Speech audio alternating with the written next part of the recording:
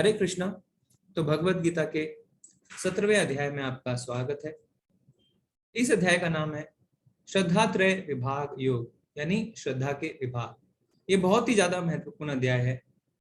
हम देखेंगे कि जीवन हमारा जो है किस तरीके से जो प्रकृति के 3 गुण हैं, सतोगुण, रजोगुण और तमोगुण, उनसे प्रभावित होता है, और किस तरीके से हमारी श्रद्धा, हमारा भोजन, हमारा यज्ञ, हमारी तपस्या, साथ ही साथ हमारा दान है ना, किस तरीके से 3 गुणों में हम इसे देख सकते हैं, किस तरीके से 3 गुणों में विभाजित कर सकते हैं।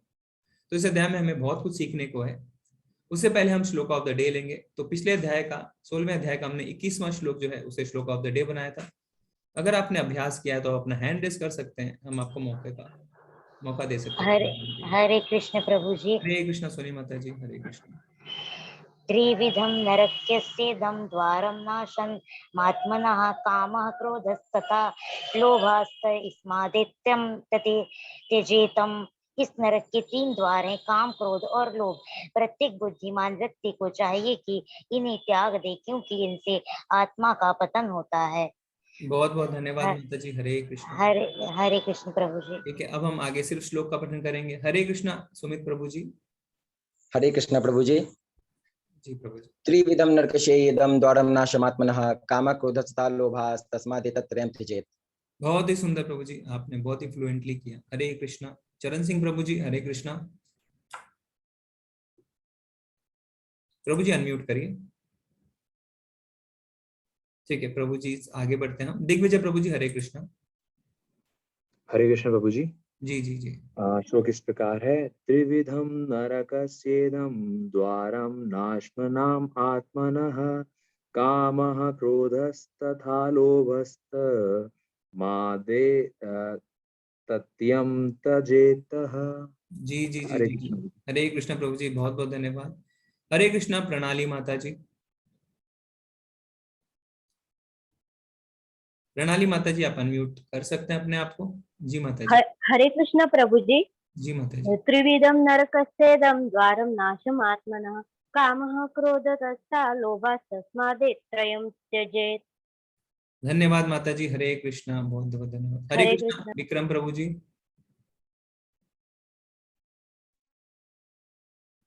प्रभु जी आपकी आवाज नहीं आ रही। हरे कृष्णा। माता जी उनकी आवाज नहीं आ रही है ना? नहीं। जी जी जी, ठीक है। हेमंत प्रभु जी। हरे कृष्णा। हरे कृष्ण प्रभु जी प्रभु जी। त्रिविधं नरकस्येदं द्वारं नाशनम् आत्मनः कामः क्रोधस्तथा लोभस्तादेतत्रयं त्यजेत। जी जी जी जी, धन्यवाद प्रभु जी। हरे कृष्णा। हरे कृष्णा। गगनजीत माता जी। हरे कृष्ण प्रभु जी। त्रिविधम नरकस्येदं द्वारं नाशनन्मात्मनः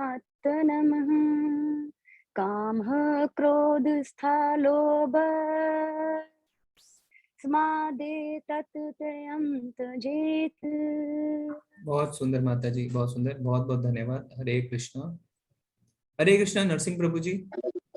हरे कृष्ण प्रभु जी। जी प्रभु जी।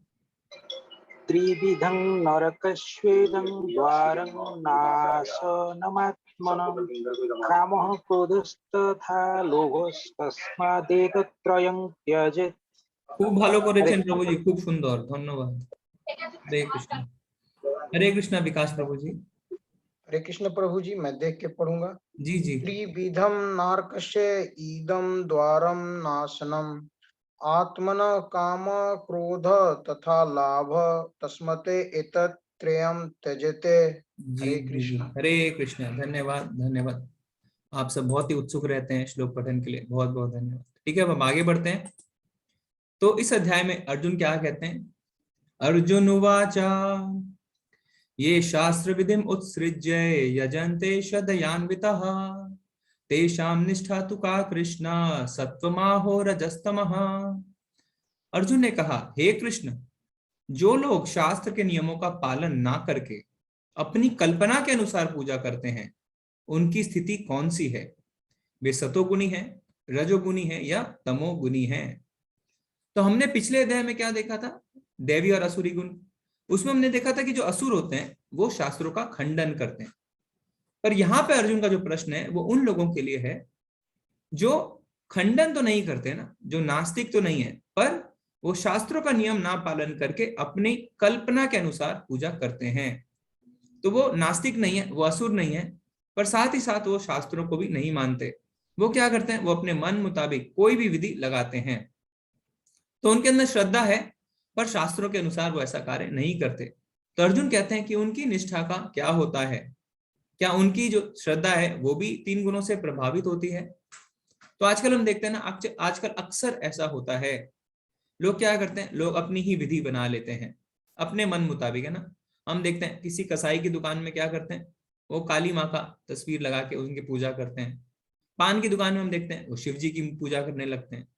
कोई लोग कहते हैं अरे शिव जी ने ऐसा किया, मैं भी विष पीऊंगा, या मैं भी नशा करूंगा, मैं भी, है ना, भांग खाऊंगा, पर शिव जी ने तो कभी ऐसा नहीं कहा कि ऐसा हमें करना है।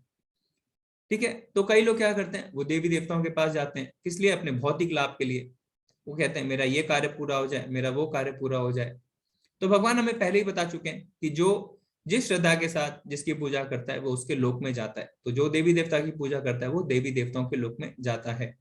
पर हमें ये भी याद है और हमने ये भी पढ़ा है कि जो देवी देवताओं के लोक में जाता है वो मृत्यु के चक्र से छूट नहीं पाता। हो सकता है वो स्वर्गलोक में जाए, बहुत सालों तक, हजारों सालों तक वो बहुत मौज मस्ती करे, है ना, बहुत ही भोग करे, पर अंत में तो उसे वापस आना ही पड़ेगा। तो ब्रह्मा जी के तक जितने भी लोग हैं वो सारे मृत्यु के चक्र से अछूते नहीं हैं, सब में मृत्यु का चक्र चलता रहता है। तो जैसे जेल होती है ना, अलग अलग तरीके की जेल हो सकती है। जैसे A grade gel, A grade gel में क्या होता है, एसी भी है, आपको अच्छा खाना भी मिलता है। फिर एक बी ग्रेड जेल हो सकती है जिसमें खाना ठीक ठाक है, पंखा है, एसी नहीं है, और आपको शायद अब सबके साथ रहना पड़ता है ना, एक ही सेल में 2-3 लोग रह सकते हैं। फिर आता है C grade gel. C grade gel में क्या है कि कोई पंखा नहीं है, खाना भी बिल्कुल बेकार है, पर जेल तो जेल है, चाहे ए ग्रेड हो, चाहे बी ग्रेड, चाहे सी ग्रेड। तो चाहे स्वर्ग हो, चाहे महरलोक हो, चाहे ब्रह्मलोक हो, चाहे मृत्युलोक हो, है ना, है तो सब जेल। क्यों? क्योंकि आपको वापस जन्म लेना पड़ेगा। आप अपने कर्मों को या पुण्यों को भोग लेंगे तो वापस आपको मृत्युलोक में जन्म लेना पड़ेगा। ठीक है, तो इसलिए अर्जुन क्या कहते हैं कि ऐसे लोगों का क्या होता है, जो असुर तो नहीं है, उनको श्रद्धा है, तो उनके जो श्रद्धा है वो क्या 3 गुणों से प्रभावित होती है। तो भगवान क्या उत्तर देते हैं, श्री भगवान उवाच त्रिविधा भवति श्रद्धा देहिनां सा स्वभावजा सात्विकी राजसी चैव तामसी चेति ताम शृणुः। भगवान ने कहा देहधारी जीव द्वारा अर्जित गुणों के अनुसार उसकी श्रद्धा 3 प्रकार की हो सकती है, सतोगुणी, रजोगुणी अथवा तमोगुणी। अब इसके विषय में मुझसे सुनो। तो अर्जुन ने क्या पूछा कि जो शास्त्रों को नहीं मानते उनकी श्रद्धा किन गुणों से प्रभावित होती है, क्या वो भी 3 गुणों से प्रभावित होते हैं? तो भगवान ने कहा हाँ, वो 3 गुणों से प्रभावित होते हैं। जो मनमाने ढंग से पूजा करते हैं उनकी श्रद्धा प्रभावित होती है। जैसे हम देखते हैं ना कि अच्छी नौकरी मिल जाए, अच्छा पति मिल जाए, अच्छी पत्नी मिल जाए, तो हम देवी देवताओं के पास जाते हैं। तो ये क्या है, ये रजोगुणी से प्रभावित श्रद्धा है, क्योंकि हम कुछ चाहते हैं। और रजोगुणी जो होते हैं वो कुछ भी करने को तैयार होते हैं ना, बस उन्हें भौतिक लाभ चाहिए। क्या भौतिक, क्योंकि उन्हें जो है सब कुछ चाहिए रहता है ना, उन्हें सिर्फ भौतिक लाभ चाहिए रहता है। वो बहुत ज्यादा कठिन उपवास करते हैं, बहुत सीढ़ियां भी चढ़ते हैं, बहुत ज्यादा परिश्रम भी करते हैं, पर हमेशा क्या चाहते हैं भगवान से कि मुझे इसका फल मिल जाए। तो इसे रजोगुणी श्रद्धा कहते हैं। इसी तरीके से हम देखते हैं कई लोग क्या करते हैं, अंगारों पे भी चलने को तैयार हो जाते हैं, पर उनको कहेंगे आप कि भगवान का नाम ले लो तो वो नहीं लेंगे। तो ये श्रद्धा तमोगुणी श्रद्धा होती है। तो ऐसे लोग जब तक भक्तों के संपर्क में नहीं आते तब तक उनका कुछ नहीं हो सकता, है ना। इसलिए हमें गुरु, शास्त्र और भक्तों के संग का बहुत ज्यादा आवश्यकता पड़ती है। हे भरत पुत्र, विभिन्न गुणों के अंतर्गत अपने अपने अस्तित्व के अनुसार मनुष्य एक विशेष प्रकार की श्रद्धा विकसित करता है। अपने द्वारा अर्जित गुणों के अनुसार ही जीव को विशेष श्रद्धा से युक्त कहा जाता है। तो भगवान क्या बोल रहे हैं, जो जिस गुण में होगा उसकी श्रद्धा वैसी ही होगी। तो जब तक हम शुद्ध भक्त के संपर्क में नहीं आ जाते तब तक ऐसा चलता रहेगा। जैसे उदाहरण देखते हैं ध्रुव महाराज, है ना। ध्रुव महाराज क्या था, जब उनकी सौतेली माँ ने उनके साथ दुर्व्यवहार किया तो उन्होंने अपनी माँ को कहा कि मुझे भी पिताजी के जैसा राज्य चाहिए। फिर उस राज्य के लिए वो चले गए वन में, जिससे वो भगवान की तपस्या करने लगे। तो उनको राज्य चाहिए था, तो उन्होंने रजोगुण में तपस्या शुरू करी। पर आगे क्या हुआ, आगे नारद मुनि आए, और जब नारद मुनि से संपर्क हुआ तो उनकी भौतिक इच्छाएं सारी खत्म हो गई, है ना। और अंत में भगवान प्रकट हुए। तो अंत में भगवान जब प्रकट हुए तो क्या कहते हैं ध्रुव महाराज, कि मैं तो कांच के टुकड़ों के लिए ये कर रहा था, पर अब मुझे कुछ भी नहीं चाहिए। तो यानी जब तक भक्तों के संपर्क में हम नहीं आएंगे, तब तक हमारी श्रद्धा रजोगुनी तमोगुनी बनी रहेगी। तो जब हम शुद्ध भक्तों के संपर्क में आ जाते हैं, तब क्या होता है, तब हम इन 3 गुणों से प्रभावित नहीं रहते हैं, हम उसके ऊपर उठ जाते हैं। ठीक है, तो जब तक हम इन 3 गुणों से प्रभावित रहते हैं, तब तक क्या होता है, हम देवी देवताओं के पास जाते रहते हैं। ठीक है, और उनकी पूजा करते रहते हैं। जैसे नशा करने वाले क्या करते हैं, नशा करने वाले शिव जी के पास जाते हैं, और शिव जी को वो तमोगुण का डिपार्टमेंट भी मिला है, क्या कि जो भी तमोगुणी है, आप उनकी जो श्रद्धा है उसको ऊपर की ओर धीरे धीरे बढ़ाएं। पर शिव जी ने कभी भी ऐसा नहीं कहा है कि तुम नशा करो, है ना। तो इसे हम कहते हैं तमोगुणी श्रद्धा। ठीक है, अब भगवान क्या बताते हैं आगे, यजन्ते सात्विका देवान यक्ष रक्षांसि राजसः प्रेतान भूतागणानश्चान्ये यजन्ते तामसा जना। सतोगुणी व्यक्ति देवताओं को पूजता है, रजोगुणी यक्षों व राक्षसों की पूजा करते हैं, और तमोगुणी व्यक्ति भूत प्रेतों को पूजते हैं। तो जो सतोगुणी व्यक्ति होती हैं वो क्या करते हैं, वो देवताओं के पास जाते हैं। क्यों, वो देवताओं के पास इसलिए जाते हैं कि मुझे शक्ति मिल जाए, मुझे ज्ञान मिल जाए, मैं और ज्यादा शक्तिशाली हो जाऊं, है ना। और जो फिर रजोगुणी होते हैं वो क्या करते हैं, वो यक्ष और राक्षसों की पूजा करते हैं। जैसे कुबेर की, है ना, कुबेर भी एक यक्ष है, उनकी पूजा करते हैं। क्यों, जिससे उन्हें बहुत ज्यादा संपत्ति मिल जाए। तो हम देखते हैं कि वो जाते हैं कि मुझे बहुत ज्यादा संपत्ति मिल जाए, और मैं क्या करूं, मैं दुनिया का सबसे अमीर आदमी बन जाऊं, मेरा प्रॉफिट दोगुना हो जाए, है ना। उनके जो इच्छाएं वो कभी भी समाप्त नहीं होती। और तमोगुणी क्या करते हैं, तमोगुणी काला जादू करते हैं, है ना, वो तमोगुणी श्रद्धा में रहते हैं, तो वो दूसरों का नुकसान चाहते हैं। तो हम देखते हैं कि वो भूत प्रेतों की पूजा करते हैं, हो सकता है वो शमशान भी जाते हैं, और न जाने क्या क्या करते हैं, क्योंकि वो दूसरों का नुकसान करना चाहते हैं। तो श्रद्धा जो है वो इस तरीके से 3 गुणों से प्रभावित होती है। तो हम जिस गुण में स्थापित है, हमारी श्रद्धा भी उसी गुण में स्थापित रहती है। अगर हम सतोगुणी हैं तो हमारी श्रद्धा सतोगुणी है, अगर हम रजोगुणी हैं तो हमारी श्रद्धा भी रजोगुणी है, अगर हम तमोगुणी हैं तो हमारी श्रद्धा भी तमोगुणी हो जाती है। ठीक है, जो लोग दंभ तथा अहंकार से अभिभूत होकर शास्त्र विरुद्ध कठोर तपस्या और व्रत करते हैं, जो काम तथा आसक्ति द्वारा प्रेरित होते हैं, जो मूर्ख हैं तथा शरीर के भौतिक तत्वों को तथा शरीर के भीतर स्थित परमात्मा को कष्ट पहुंचाते हैं, वे असुर कहे जाते हैं। तो कुछ लोग क्या करते हैं, कुछ लोग शास्त्रों के विरुद्ध काम करते हैं, क्या करते हैं, शरीर को बहुत ज्यादा कष्ट पहुंचाते हैं। क्यों, क्योंकि वो काम से प्रेरित रहते हैं, आसक्ति से प्रेरित रहते हैं, अपनी इच्छाओं से प्रेरित रहते हैं। तो हम देखते हैं ना, हिरण्यकश्यपु या रावण, बहुत कठिन तपस्या उन्होंने करी, क्योंकि उनको पूरे विश्व पे राज करना चाहते थे। वो चाहते थे कि हम पूरे विश्व के राजा बन जाएं, इसलिए उन्होंने अपने खुद के शरीर को भी अनेक यातनाएं दी। आप ऊपर दाहिनी ओर देख सकते हैं, सबसे पहले पिक्चर में हिरण्यकश्यपु, है ना, उन्होंने इतनी ज्यादा तपस्या करी कि उनके शरीर में दीमक तक लग गए थे। चारों ओर आप देख सकते हैं एंट हिल्स, है ना। और उसके बाद क्या होता है, उसके बाद ब्रह्मा जी प्रसन्न होते हैं और उनको कहते हैं कि तुम्हें क्या चाहिए। तो वो क्या कहते हैं कि मुझे आप अमर बना दीजिए। पर ब्रह्मा जी कहते हैं मैं खुद भी अमर नहीं हूं, तो मैं तुम्हें अमर नहीं बना सकता। तो वो क्या करता है, वो बहुत ज्यादा अपनी बुद्धि लगाता है और कहता है ठीक है, मुझे ऐसा वर दीजिए कि मैं ना सुबह मरूं ना शाम को, ना अंदर ना बाहर, ना अस्त्र से ना शस्त्र से, ना इंसान से ना जानवर से, है ना। इस तरीके की बहुत सारी जो है कॉम्बिनेशन लगा के हिरण्यकश्यपु ब्रह्मा जी से ले लेते हैं अवतार, वो ठीक है वर। पर क्या होता है, उसके बाद भी हम देखते हैं कि उनका उद्धार नहीं होता है, अंत में वो मारे ही जाते हैं। क्योंकि फिर नरसिंह देव जो है वो ऐसे अवतार में आते हैं कि वो ना इंसान है ना जानवर, है ना, ना उनको जमीन पे रख के मारते हैं ना आकाश में रख के, इस तरीके से मारते हैं कि उनका जो वर है ब्रह्मा जी का वो भी नहीं टूटे और साथ ही साथ उनकी मृत्यु भी हो जाए। अब यहाँ नीचे देख सकते हैं, कई लोग क्या करते हैं, जमीन में अपना सर घुसा लेते हैं मिट्टी में, है ना।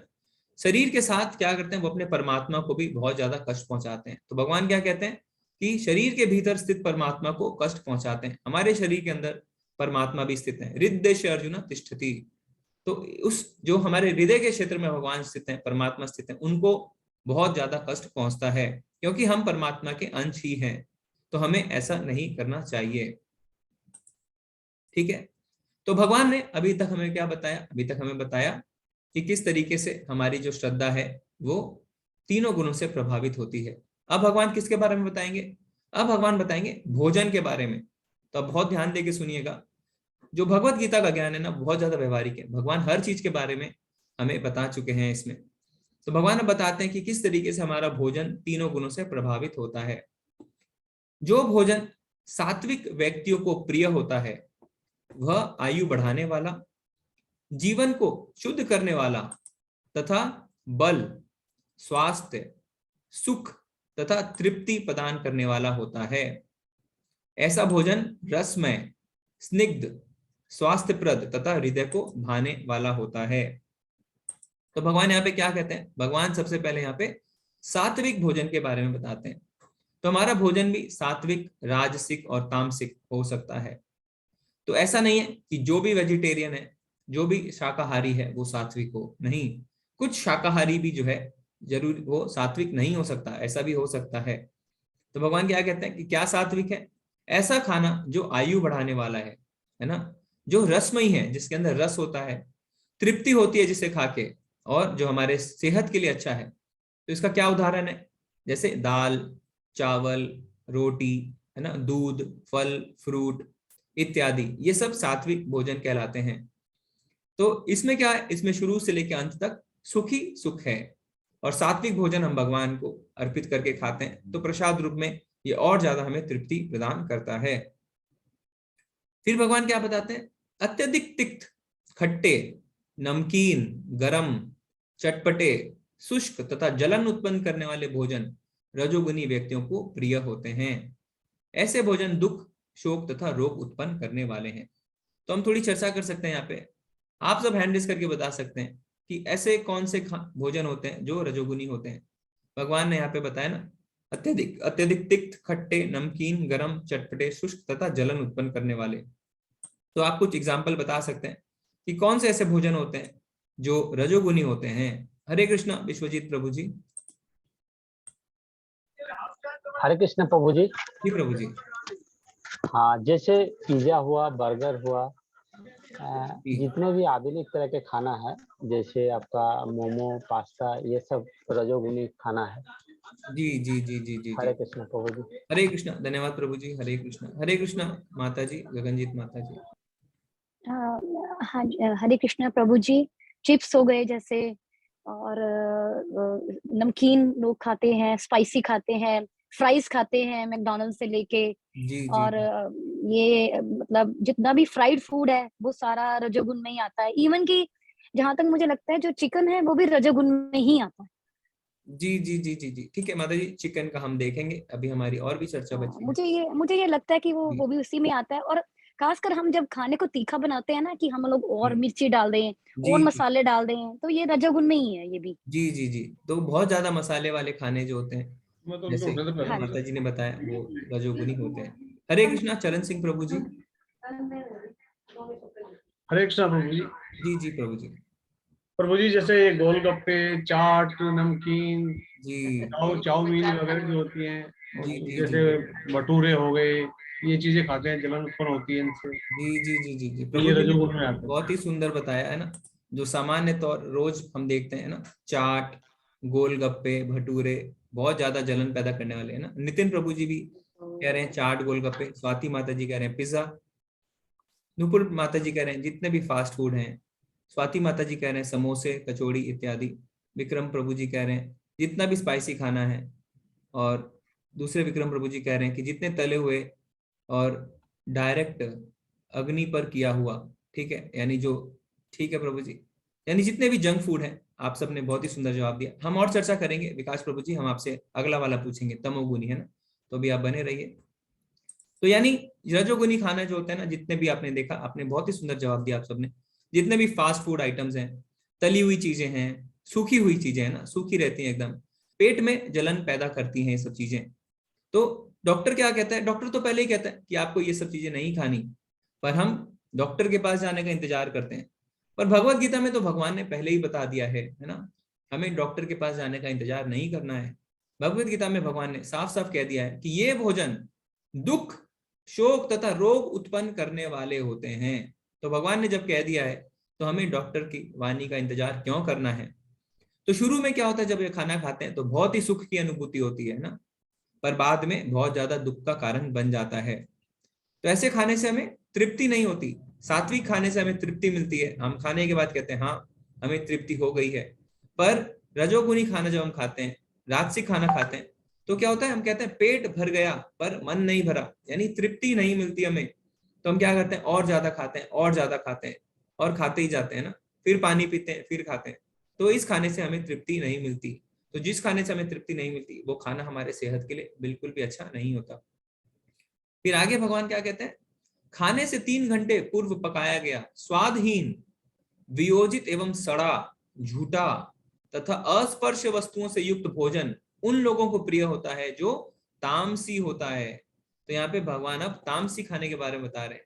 तो विकास प्रभु जी आप हैंड रेस कर सकते हैं आज जिनसे हम चर्चा नहीं कर पाए कि कौन सा खाना तामसी होता है। हरे कृष्णा। विकास प्रभु जी आप एग्जाम्पल दे सकते हैं थोड़ा।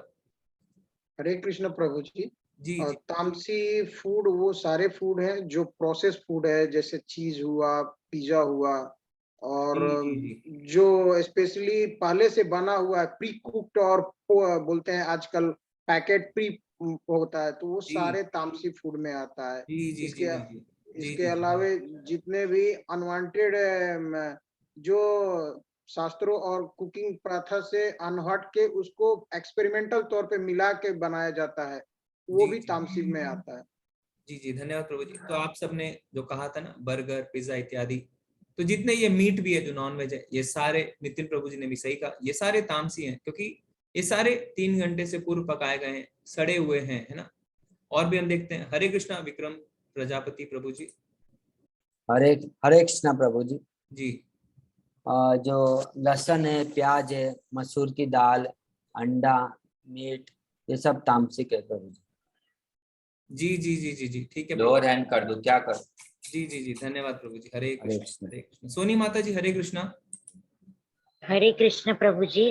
प्रभु जी तामसी भोजन वो होते हैं जो बासी और जो पैकेट में पैक्ड मिलते हैं, जो आजकल रेडीमेड घोल वगैरह रेडीमेड तैयार होते हैं, ये सब तामसी में आएंगे। जी जी जी जी जी जी जी, धन्यवाद माता जी, धन्यवाद धन्यवाद। ठीक है, अभी हम और थोड़ी सी चर्चा पहले बढ़ाते हैं, फिर हम हैंड लेंगे। तो इसमें हेमंत प्रभु जी कह रहे हैं जैसे बेक्ड फूड है, तो बेक्ड फूड है, तो कुछ है, जैसे कुछ फर्मेंटेड है वो नहीं होते हैं तामसी में, जैसे दही है ना, पर कुछ जो ज्यादातर आइटम है जो वो तामसी हो जाते हैं, प्री कुक्ड जो रहते हैं, प्रोसेस्ड फूड जो रहते हैं। ठीक है, तो इसमें हाँ एक चर्चा हमें करनी है। भगवान क्या कह रहे हैं, वियोजित एवं सड़ा, है ना। तो कोई कहता है कि कोई सड़ा हुआ खाना तो बिल्कुल नहीं खाता है ना, कोई पेय पदार्थ वगैरह कोई सड़ा हुआ नहीं लेता है। पर ऐसा एक आप हमें बता सकते हैं नाम जो सड़ा हुआ है और सबका मन चाहा भी है, बहुत लोग उसे ग्रहण करते हैं, वो बिल्कुल सड़ा हुआ होता है पर लोग उसे ग्रहण करते हैं। जी, कनिका माता जी ने सही उत्तर दिया, पर अभी मैं बताऊंगा नहीं। हरे कृष्णा चरण सिंह प्रभु जी। हरे कृष्णा प्रभु जी। जी प्रभु जी। लोग शराब का सेवन करते हैं, वो बहुत सड़ा के उसमें कीड़े पड़ जाते हैं, उसके बाद बनाए जाते हैं। जी जी जी जी, धन्यवाद प्रभु जी। ठीक है, इसको हम यहीं पे चर्चा को विराम देंगे, थोड़ा हमारे पास समय कम है। तो कनिका माता जी ने बहुत ही सुंदर उत्तर दिया, उन्होंने कहा कि अल्कोहल, ठीक है, और ठीक है आगे विक्रम प्रभु जी ने भी कहा शराब, सुमित प्रभु जी ने भी कहा शराब। जी, तो शराब है ना, स्वाति माता जी भी कह रहे हैं कि शराब इत्यादि, नुपुर माता जी कह रहे हैं चीज और शराब। ठीक है, तो शराब जो होती है, शराब का अर्थ क्या होता है, शराब शब्द का अर्थ क्या होता है, ये एक उर्दू शब्द है ना। तो आब का अर्थ होता है पानी, यानी सड़ा हुआ पानी, तो इसे कहते ही है सड़ा हुआ पानी, फिर भी लोग इसे बहुत ही ज्यादा खुशी के साथ ग्रहण करने की कोशिश करते हैं ना। ज्यादातर लोग आजकल दफ्तर से लौटते हैं, घर को लौटने से पहले शराब ग्रहण करके लौटते हैं। तो ये भगवान ने कह दिया क्या कि ये सड़ा हुआ खाना है, तो ये तामसी खाने में आता है। तो राजसी खाना जो होता है वो शुरू में तो सुख देता है पर अंत में दुख देता है, पर जो तामसी खाना होता है वो शुरू से लेकर अंत तक दुख ही दुख देता है। और भगवान क्या कहते हैं, 3 घंटे से पहले पकाया हुआ जो खाना है उसे बासी कहते हैं। ठीक है, तो यहाँ पे एक और चीज भगवान ने कहा है, झूठा तथा अस्पर्शीय वस्तुओं से युक्त। तो यहाँ पे भोजन को हमें हमेशा साफ स्थान पे रखना चाहिए और हमें गंदे हाथों से उसे नहीं छूना चाहिए। साथ ही है ना, हम क्या देखते हैं, जैसे अभी कोरोना हुआ तो हम क्या करते हैं, किसी व्यक्ति ने अगर कोरोना जिसको हो रखा है उसने अगर खाने को छुआ तो हम उसे नहीं खाते। तो भगवान ने भी कहा है कि अस्पर्श वस्तुओं से युक्त अगर कोई भोजन होता है तो उसे हमें ग्रहण नहीं करना चाहिए। ठीक है, तो भगवान ने यहाँ पे हमारे भोजन के बारे में बताया कि किस तरीके से हमारा भोजन जो है सतोगुनी यानी सात्विक, राजसिक और तामसिक हो सकता है। अब आगे भगवान किसके बारे में बताते हैं हम देखते हैं। तो भगवान ने अभी तक हमसे श्रद्धा के बारे में कहा और भोजन के बारे में कहा। अब भगवान हमसे यहाँ पे यज्ञ के बारे में कहते हैं कि जो यज्ञ हम करते हैं वो किस तरीके से 3 गुणों से प्रभावित होते हैं। यज्ञों में वही यज्ञ सात्विक होता है जो शास्त्र के निर्देशानुसार कर्तव्य समझकर उन लोगों के द्वारा किया जाता है जो फल की इच्छा नहीं करते। तो जो सात्विक होता है ना यज्ञ, वो कौन सा यज्ञ होता है, जो शास्त्रों के निर्देश अनुसार किया जाए, जैसा शास्त्र बोलते हैं वैसा, और फल की इच्छा के बिना, है ना, अगर हम उसे फल की इच्छा के साथ करेंगे तो वो सात्विक यज्ञ नहीं कहा जाएगा। ठीक है, तो यानी जो हम क्या देखते हैं कि इस युग में यानी कलयुग में कौन सा यज्ञ हमें करना चाहिए, तो हमने देखा है पहले भी, इस युग का जो यज्ञ है वो क्या है, यज्ञानाम जप यज्ञोष्मी, यानी भगवान का नाम जप। तो हम बड़े बड़े यज्ञ नहीं कर सकते, है ना, आग नहीं जला सकते, उसमें आहुति नहीं दे सकते, क्योंकि ना मंत्र शुद्ध रहे और ना ही मंत्र उच्चारण कोई शुद्ध नहीं कर सकता और ना ही जो उसमें सामग्री जाती है वो शुद्ध बची। तो कलयुग का जो धर्म है, युग धर्म जिसे हम कहते हैं, वो है भगवान के पवित्र नाम का जप।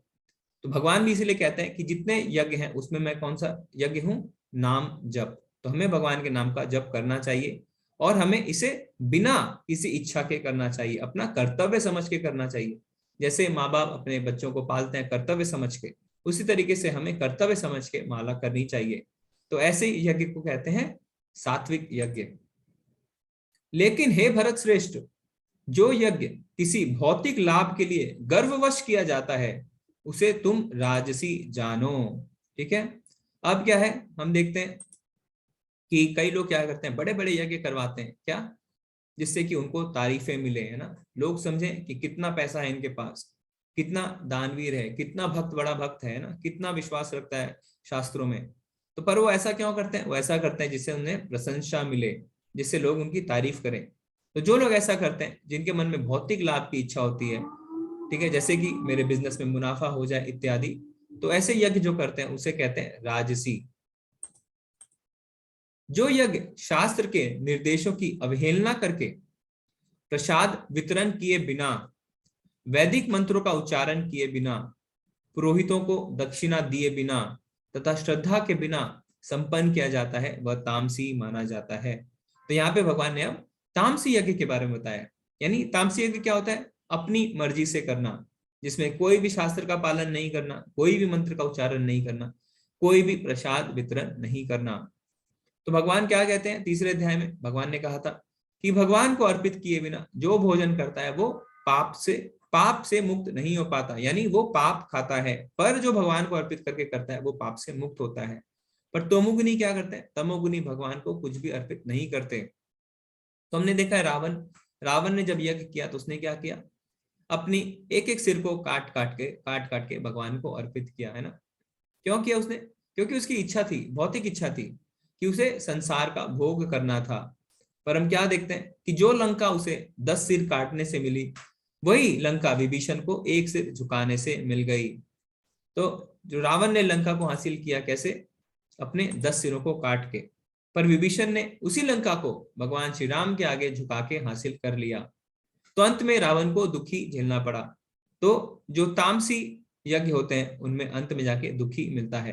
तो जो समझदार व्यक्ति होते हैं वो क्या करते हैं, वो सीधे भगवान की शरणागति होते हैं, वो ऐसे तामसी यज्ञ का हिस्सा नहीं बनते। ठीक है, तो अब भगवान यहाँ पे क्या बताते हैं, देव द्विज गुरु प्रज्ञा पूजनम शौचमार्जवम ब्रह्मचार्यम अहिंसा च शरीरम तप उच्यते। तो हमने अभी तक श्रद्धा, भोजन और यज्ञ के बारे में देखा। अब हम आते हैं तपस्या। तो किस तरीके से तपस्या जो है वो तीनों गुणों से प्रभावित होती है। और तपस्या 3 प्रकार की होती है, जैसा हमने पिछले अध्याय में भी देखा था। शरीर की तपस्या, मन की तपस्या और वाणी की तपस्या। तो भगवान हमें सबसे पहले सात्विक यानी सतोगुणी तपस्या के बारे में बताएंगे। तो भगवान क्या बताते हैं? परमेश्वर, ब्राह्मणों, गुरु, माता पिता जैसे गुरुजनों की पूजा करना तथा पवित्रता, सरलता, ब्रह्मचर्य और अहिंसा ही शारीरिक तपस्या है। तो जो सात्विक तपस्या में जो हमारी शरीर की तपस्या है वो क्या है? वो है भगवान की सेवा, है ना, ब्राह्मणों की सेवा, गुरु की सेवा, माता पिता की सेवा, शरीर को पवित्र रखना, अपना जीवन सरल बनाना और ब्रह्मचर्य का पालन करना। तो जो गृहस्थ हैं उनके लिए ब्रह्मचर्य का अर्थ क्या हो गया? अपने वैवाहिक जीवन के अतिरिक्त कोई भी संबंध नहीं रखना। ठीक है, तो ये जो तपस्या है ये हमारी शारीरिक तपस्या है, सात्विक शारीरिक तपस्या, सतोगुणी शारीरिक तपस्या। फिर भगवान यहाँ पे क्या बताते हैं कि वाणी की तपस्या क्या होती है? अनुद्वेग करम वाक्यम सत्यम प्रिय हितम च यत् स्वाध्याय अभ्यसनम चैव वाङ्मयम तप उच्यते। सच्चे भाने वाले, हितकर तथा अन्यों को शुद्ध ना करने वाले वाक्य बोलना और वैदिक साहित्यों का नियमित पारायण करना, यही वाणी की तपस्या है। तो आजकल हम देखते हैं जितने ज्यादा हमारे जीवन में दुख आते हैं, जितनी ज्यादा लड़ाइयां होती है वो हमारे वाणी के कारण होती है ना। हमने किसी को कुछ कह दिया, किसी ने हमें कुछ कह दिया और हमारे अंदर झगड़ा हो जाता है। तो भगवान यहाँ पे क्या कहते हैं कि हमें सच्चे वचन बोलने हैं, दूसरों को जो अच्छे लगे और उसके लिए हितकारी भी हों और किसी को चुभे भी नहीं। तो ये सारे एक साथ बहुत ही ज्यादा हो सकता है डिफिकल्ट हो, क्योंकि हम किसी को सच बोलते हैं तो हो सकता है उसे वो ना भाए, पर हो सकता है वो उसके लिए हितकारी भी हो। तो हमें ऐसा करना है, ऐसा अभ्यास करना है कि हम सच्चे वचन भी बोलें जो उसको भाए भी और उसके लिए हितकारी भी हो। तो जैसे मान लीजिए अगर कोई व्यक्ति है ना, वो किसी फिल्म को देख के आता है और अपने दोस्त को उस फिल्म की स्टोरी बताता है, तो वो सच्चा भी है क्योंकि उसने वही स्टोरी बताई, भाने वाला भी है क्योंकि सामने वाले को सुन के बहुत ही अच्छा लग रहा है, पर हितकारी वो हितकारी नहीं है। तो ऐसे शब्द बोल के हमारे लिए कोई भी लाभ नहीं है। ये वाणी की तपस्या नहीं है। वाणी की तपस्या है कि हम सच्चे शब्द बोलें, सामने वाले को भाने वाले शब्द बोलें, उनके लिए जो हितकारी हो और उनको चुभे भी नहीं। ठीक है, तो आजकल हम देखते हैं ना जो नेता है कितने अच्छी तरीके से बोलते हैं ना, तो जो जितने अच्छे से बोल पाता है, जो सामने वाले के हितकारी हो, वो उतना प्रसिद्ध हो जाता है। तो हम ये कैसे करें? हम इसे कर सकते हैं वैदिक साहित्यों को उच्चारण करके, है ना, कीर्तन करके, श्रीमद् भागवतम पढ़ के, भगवत गीता का अध्ययन करके इत्यादि। तो जब हम ऐसा करते हैं तो हमारी वाणी की तपस्या होती है। तथा संतोष, सरलता, गंभीरता, आत्म संयम एवं जीवन की शुद्धि, ये मन की तपस्या है। तो मन की तपस्या क्या होती है? संतोष रखना, है ना, सरल बनाना अपने जीवन को, गंभीर रहना और आत्म संयम बनना, अपने इंद्रिय तृप्तियों के विषयों से अपने आप को दूर करना और जीवन को शुद्ध बनाना, ये मन की तपस्या है। तो हमने देखा सतोगुणी तपस्या, शारीरिक तपस्या, वाणी की तपस्या और मन की तपस्या। अब आगे भगवान हमें क्या बताते हैं हम देखते हैं। श्रद्धया परया तप्तम तपस्तत्र त्रिविधम नरे अफल कांक्षाभिर्युक्त है सात्विकम परिचक्षते। भौतिक लाभ की इच्छा ना करने वाले तथा केवल परमेश्वर में प्रवृत्त मनुष्यों द्वारा दिव्य श्रद्धा से संपन्न यह 3 प्रकार की तपस्या सात्विक तपस्या कहलाती है। तो भगवान ने जो भी हमें 3 प्रकार की तपस्या बताई, शारीरिक तपस्या, मन की तपस्या, वाणी की तपस्या, ये सात्विक तपस्या कहलाती है। जैसे हम देख सकते हैं ना कि भक्त जो है तीर्थ यात्रा पे जाते हैं ना और परिक्रमा करते हैं, जैसे वृंदावन परिक्रमा करते हैं, कई लोग गोवर्धन परिक्रमा भी करते हैं। फिर मायापुर धाम जब जाते हैं तो वहां पे नौका विहार करके नौका से परिक्रमा की जाती है, क्योंकि मायापुर धाम के आसपास बहुत ज्यादा जो है नदियों का जो नदियां बहुत ज्यादा है ना, वो छोटे छोटे आइलैंड्स है, नवद्वीप कहते हैं उसे। तो वहां पे जो परिक्रमा होती है वो नौका से होती है। तो ये जो लीला स्थली में जाते हैं लोग, जो गोवर्धन, मायापुर इत्यादि, तो ये क्या कोई भौतिक लाभ के लिए जाता है? नहीं, ये परिक्रमा लोग क्यों करते हैं? क्योंकि भगवान के लिए हम करते हैं। तो इसे हम कहते हैं सतोगुणी तपस्या। ये जो परिक्रमा हम करते हैं ये हम भगवान की खुशी के लिए करते हैं, भगवान को तृप्त करने के लिए करते हैं, किसी भी भौतिक लाभ से नहीं करते। तो इसे कहा जाता है सतोगुणी तपस्या। तो अब भगवान बताएंगे कि राजसी तपस्या क्या होती है। सत्कर्मान पूजार्थम तपोदम्भेन चैव यत् क्रियते तदहि प्रोक्तम राजसम चल मध्रुवम। जो तपस्या दंभ पूर्वक तथा सम्मान सत्कार एवं पूजा कराने के लिए संपन्न की जाती है वह राजसी यानी रजोगुनी कहलाती है। यह ना तो स्थायी होती है और ना शाश्वत। तो कई लोग क्या कहते हैं कि मेरा सम्मान करो, है ना, मैंने बहुत कठिन व्रत किया है, मेरा सम्मान करो, मेरी प्रशंसा करो। तो कई लोग दिखाने के लिए ऐसा कार्य करते हैं क्योंकि उन्हें सम्मान की आवश्यकता होती है, उन्हें सम्मान चाहिए होता है। अगर हम ऐसे भाव से कोई भी तपस्या करते हैं तो वो रजोगुनी कहलाती है। दम्भ पूर्वक तथा सम्मान सत्कार के लिए, तो हमें जैसे सम्मान मिल जाए, हमें सत्कार मिल जाए, ठीक है, तो क्या होता है कि हमें ऐसी तपस्या का फल मिलता है। ऐसा नहीं है कि इसकी फल नहीं मिले, पर जो फल मिलते हैं राजसी तपस्या के वो क्या होते हैं, शाश्वत नहीं होते, है ना, वो टेम्पररी होते हैं और लॉन्ग टर्म में वो क्या करते हैं, वो हमें नुकसान ही देते हैं। जैसे असुर लोग जब तपस्या करते हैं तो सारी चीजें मांगने की कोशिश करते हैं, फिर अंत में क्या होता है, अंत में सारी चीजें उनसे छीन ली जाती हैं। अब भगवान हमें तमोगुनी तपस्या के बारे में बताएंगे। मूढ़ग्राहेण आत्मानो यत् पीडया क्रियते तपः परस्योत साधनार्थम वा तामसम उदारितम। मूर्खता वश आत्म उत्पीड़न के लिए या अन्यों को विनष्ट करने या हानि पहुंचाने के लिए जो तपस्या की जाती है वह तामसी कहलाती है। यानी तमोगुनी तपस्या क्या होती है, कई लोग दूसरों का नुकसान करने के लिए तपस्या करते हैं, है ना, शक्ति अर्जित करना चाहते हैं जिससे वो दूसरों का नुकसान कर सकें और उसके लिए अलग अलग प्रयास भी करते हैं। तो हमने देखा हिरण्यकश्यपु, उसने क्या किया, उसने बहुत ज्यादा तपस्या करी और जब तपस्या पूरी कर ली तो क्या किया, उसके बाद उसने स्वर्ग पे आक्रमण कर दिया। तो वो इसलिए चाहते हैं कि हम तपस्या करें जिससे हमें कुछ शक्तियां मिल जाएं और हम दूसरों को नुकसान पहुंचा सकें। उसने ऋषियों मुनियों को भी बहुत ज्यादा नुकसान पहुंचाया। रावण ने भी तपस्या की, उसके बाद क्या किया, उसने भी ऋषि मुनियों को बहुत ज्यादा परेशान किया। तो ऐसे जो लोग होते हैं वो खुद को भी पीड़ा देते हैं क्योंकि जब वो तपस्या करते हैं तो बहुत ज्यादा कष्टदायी तपस्या करते हैं और उसके बाद वो दूसरों को भी पीड़ा देते हैं। जो ऐसी तपस्या करता है उसे कहते हैं तमोगुनी तपस्या। ठीक है, अब ये जो है यहाँ पे हम आते हैं, भगवान ने हमें अब तपस्या के बारे में बता दिया। अब आखिरी जो भगवान हमें बताएंगे वो बताएंगे दान के बारे में। तो किस तरीके से जो हम दान करते हैं वो तीनों गुणों से प्रभावित होता है। दातव्यम इति यद्दानम दीयते अनुपकारिणे देशे काले च पात्रे च तद्दानम सात्विकम स्मृतम। जो दान कर्तव्य समझकर किसी प्रत्युपकार की आशा के बिना समुचित काल तथा स्थान में और योग्य व्यक्ति को दिया जाता है वह सात्विक माना जाता है। तो दान करने के भी तीन तरीके होते हैं। तो पहले भगवान बताते हैं सात्विक दान के बारे में। तो क्या बताते हैं भगवान, कर्तव्य समझकर। तो आपको जो दान कर्तव्य समझ के करना है, प्रत्युपकार की आशा के बिना, ऐसा नहीं कि मुझे कुछ फल मिल जाए।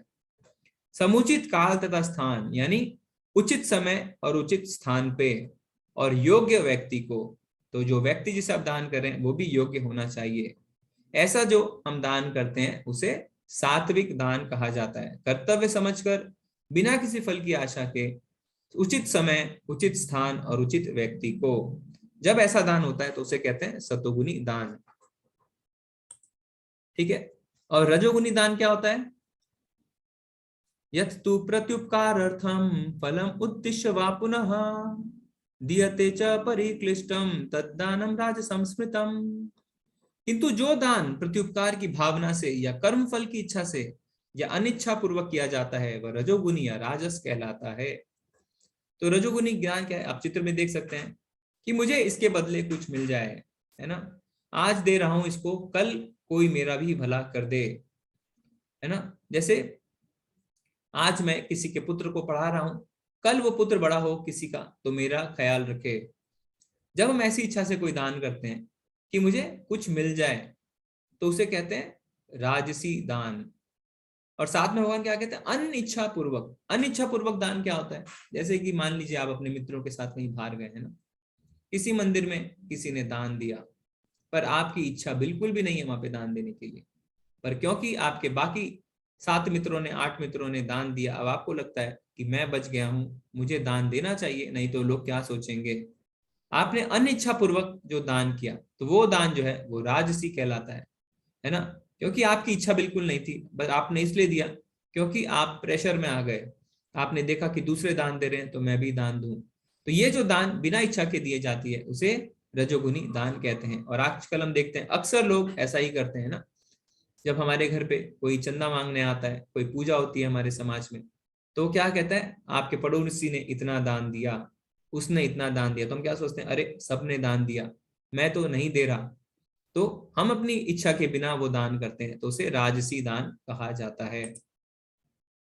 और तामसी दान क्या होता है? अदेश काले यद दानम अपात्र भयश्च दीयते असत्कृतम अवज्ञातम तत तामसम उदारितम। तथा जो दान किसी अपवित्र स्थान में अनुचित समय में किसी अयोग्य व्यक्ति को या बिना समुचित ध्यान तथा आदर के दिया जाता है तो वो तामसी कहलाता है। हमें इसे बहुत ही अच्छे से समझना है, क्योंकि हो सकता है कि हम बिना जाने बिना समझे तामसी दान के पात्र बन जाएं। तो तामसी दान क्या होता है? अपवित्र स्थान में, यानी गंदी जगह है ना, जहां गलत काम हो रहे हो वहां पे दान देना। अनुचित समय, यानी या तो हमने जल्दी दे दिया या बाद में दिया, जब उसकी आवश्यकता थी तब नहीं दिया। तो मान लीजिए किसी के बच्चे को पढ़ाई की एडमिशन के लिए ना, गरीब के बच्चे को एडमिशन के लिए पैसे चाहिए थे, आपने उस समय दान नहीं दिया, उसके एडमिशन का समय निकल गया, आपने बाद में दान दिया, तो ये अनुचित समय वाला दान है। और किसी अयोग्य व्यक्ति को जो उसके लिए लायक नहीं है उसे देना, और बिना समुचित ध्यान तथा आदर के। तो देते समय आपने उसको सुना दिया है ना, क्या कहा, आपको शर्म नहीं आती, आप भीख मांगते हैं, आप तो बहुत ही सेहतमंद है, इत्यादि इत्यादि। तो बिना आदर के दान देना, तो जो ऐसा दान होता है वो तमोगुनी दान कहलाता है। ठीक है, अब मेरा आपसे एक प्रश्न है, मैं आपको कुछ केस स्टडीज है ना, कुछ एग्जांपल्स दूंगा, कुछ उदाहरण दूंगा, आप हैंड रेज करके या चैट में बता सकते हैं कि ये कौन से गुण में आएगा ये दान। ठीक है, तो आप ध्यान से सुनिएगा। एक व्यक्ति है ना जो एक बर्थडे पार्टी में जाता है और वहां पे वो अपने मित्र को एक गिफ्ट देता है, और वो ये सोचता है कि मैं इसके बर्थडे में गिफ्ट दे रहा हूं, जब मेरा बर्थडे आएगा तो ये भी मुझे गिफ्ट देगा। तो ये कौन से गुण में पड़ेगा? हरे कृष्णा चरण सिंह प्रभु जी। हरे कृष्णा प्रभु जी, ये रजोगुण में आएगा प्रभु जी। जी जी, क्योंकि बदले की वजह से दे रहा है कि मैं इसको दूंगा तो कल ये मुझे देगा।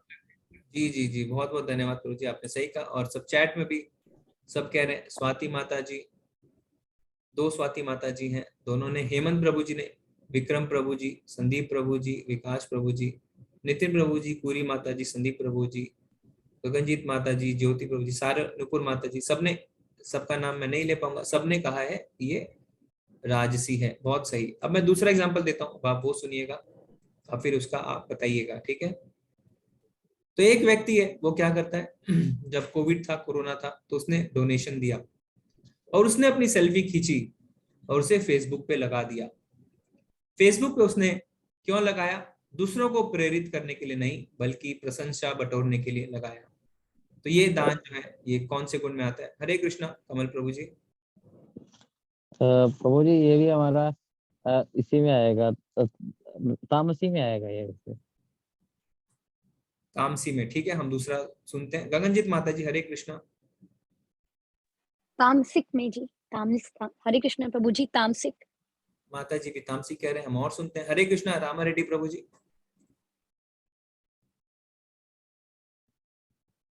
सर ये रजोगुणी दान में आएगा। जी जी जी जी, हरे कृष्णा, धन्यवाद प्रभु जी। तो ये भी रजोगुणी दान है ना, क्योंकि हमने दिया तो योग्य व्यक्ति को। तामसी क्या है? तामसी दान में हमने देखा अयोग्य पात्र को देना। पर कोरोना में अगर आपने किसी की मदद करी तो पात्र योग्य था, पर आपने उसे प्रतिफल की इच्छा से दिया क्योंकि मुझे तारीफें मिले। तो ये भी जो है दान, ये रजोगुणी दान में आएगा। ठीक है, अब तीसरा उदाहरण है, बहुत ध्यान से सुनिएगा। तो इसमें प्रणाली माता जी ने, नरजो प्रभु जी, सुनील प्रभु जी, विक्रम प्रभु जी ने, सबने अच्छा जवाब दिया, सबने कहा ये रजोगुणी दान है। अब तीसरा आप सुनिए। आप एक रेलवे स्टेशन पे जाते हैं, ठीक है, वहां पे आपको कुछ भिखारी दिखते हैं, आप उन्हें पैसे दे देते हैं और वो पैसे से जाके वो साइड में बैठ के नशा करते हैं। तो ये दान कौन से दान में आएगा? हरे कृष्णा दिग्विजय प्रभु जी। प्रभु जी ये तामसी दान है, तो तमोगुण उसमें आएगा ये। जी जी जी जी जी, धन्यवाद प्रभु जी, हरे कृष्ण। हरे कृष्ण प्रभु जी। चैट में भी सबने कहा है कि तमोगुनी ध्यान दान है। स्वाति माता जी, विक्रम प्रभु जी, नितिन प्रभु जी, कनिका माता जी, कमल प्रभु जी, मोटवानी प्रभु जी, स्वाति माता जी, हेमंत प्रभु जी, नरजो प्रभु जी, विभा माता जी, पिंकी माता जी, है ना, बहुत सारे नाम है, सबने तामसी कहा है। बिल्कुल सही। क्यों? क्योंकि हमने ये अयोग्य पात्र को दिया और बिना उचित ध्यान के दिया, हमने इसमें ध्यान नहीं दिया। तो हमें बहुत ज्यादा सावधान रहना है दान देते समय। अगर हम बिना ध्यान के दान देते हैं और उस दान का मिसयूज होता है, उसका गलत इस्तेमाल होता है, तो हम भी उसके भागीदार बनते हैं। तो हमें क्या करना चाहिए था? हमें उस व्यक्ति से पूछना चाहिए था कि आप इस पैसे का क्या करेंगे। अगर वो कहेगा कि मुझे खाना खाना है, तो आप उसे खाना खरीद के दे सकते हैं, क्योंकि खाने का इस्तेमाल गलत नहीं हो सकता है। अगर वो कहता है मुझे कपड़े चाहिए, तो आप उसे कपड़े भी दे सकते हैं। अगर वो कहता है मुझे अपने बच्चों की एडमिशन करानी है, तो हो सके अगर आपसे संभव हो तो आप बच्चों के स्कूल में जाके डायरेक्ट उसकी फीस जमा करें। पर जहां भी आप श्योर नहीं है कि उस पैसे का इस्तेमाल किस तरीके से किया जाएगा, तो आपको बहुत ज्यादा सावधान रहना है। पैसे का दान हमें जो है ना, फंसा सकता है, क्योंकि अगर हम उसे अयोग्य व्यक्ति को देते हैं, बिना ध्यान दिए देते हैं, और उसका इस्तेमाल अगर पाप कर्मों में होता है, तो हम भी उसके भागीदार बनते हैं। ठीक है। और भगवान क्या कहते हैं? बिना आदर के जो दिया जाता है। तो कई बार क्या करते हैं लोग, गाड़ी से जाते जाते फेंक देते हैं, है ना, दान दे देते हैं, तो ये दान तामसी दान कहलाएगा। हमें आदर के साथ दान देना चाहिए, प्रेम के साथ दान देना चाहिए। कई लोग क्या करते हैं, कई लोग उनके पास जो कुछ एक्स्ट्रा सामान है वो दान देते हैं। हो सकता है सामने वाले को उसकी आवश्यकता भी ना हो। जैसे गर्मी में उन्होंने कंबल दान दे दिया, विंटर में नहीं दिया पर गर्मी में दे दिया, तो अनुचित समय में जो दान दिया उसे हम तमोगुनी दान कहते हैं। तो हमें बहुत ज्यादा सोच समझ के दान देना चाहिए, क्योंकि कई बार क्या होता है, कई बार ये दान आतंकवादी गतिविधियों में भी चला जाता है। तो अगर हमें उसके बारे में पूरी जानकारी नहीं रहती, तो हमें अवॉइड करना चाहिए कि हम पैसे ना दें। हम पैसे का दान, मौद्रिक दान वहीं दें जहां हमें पता है कि ये भगवान की सेवा में इस्तेमाल होगा।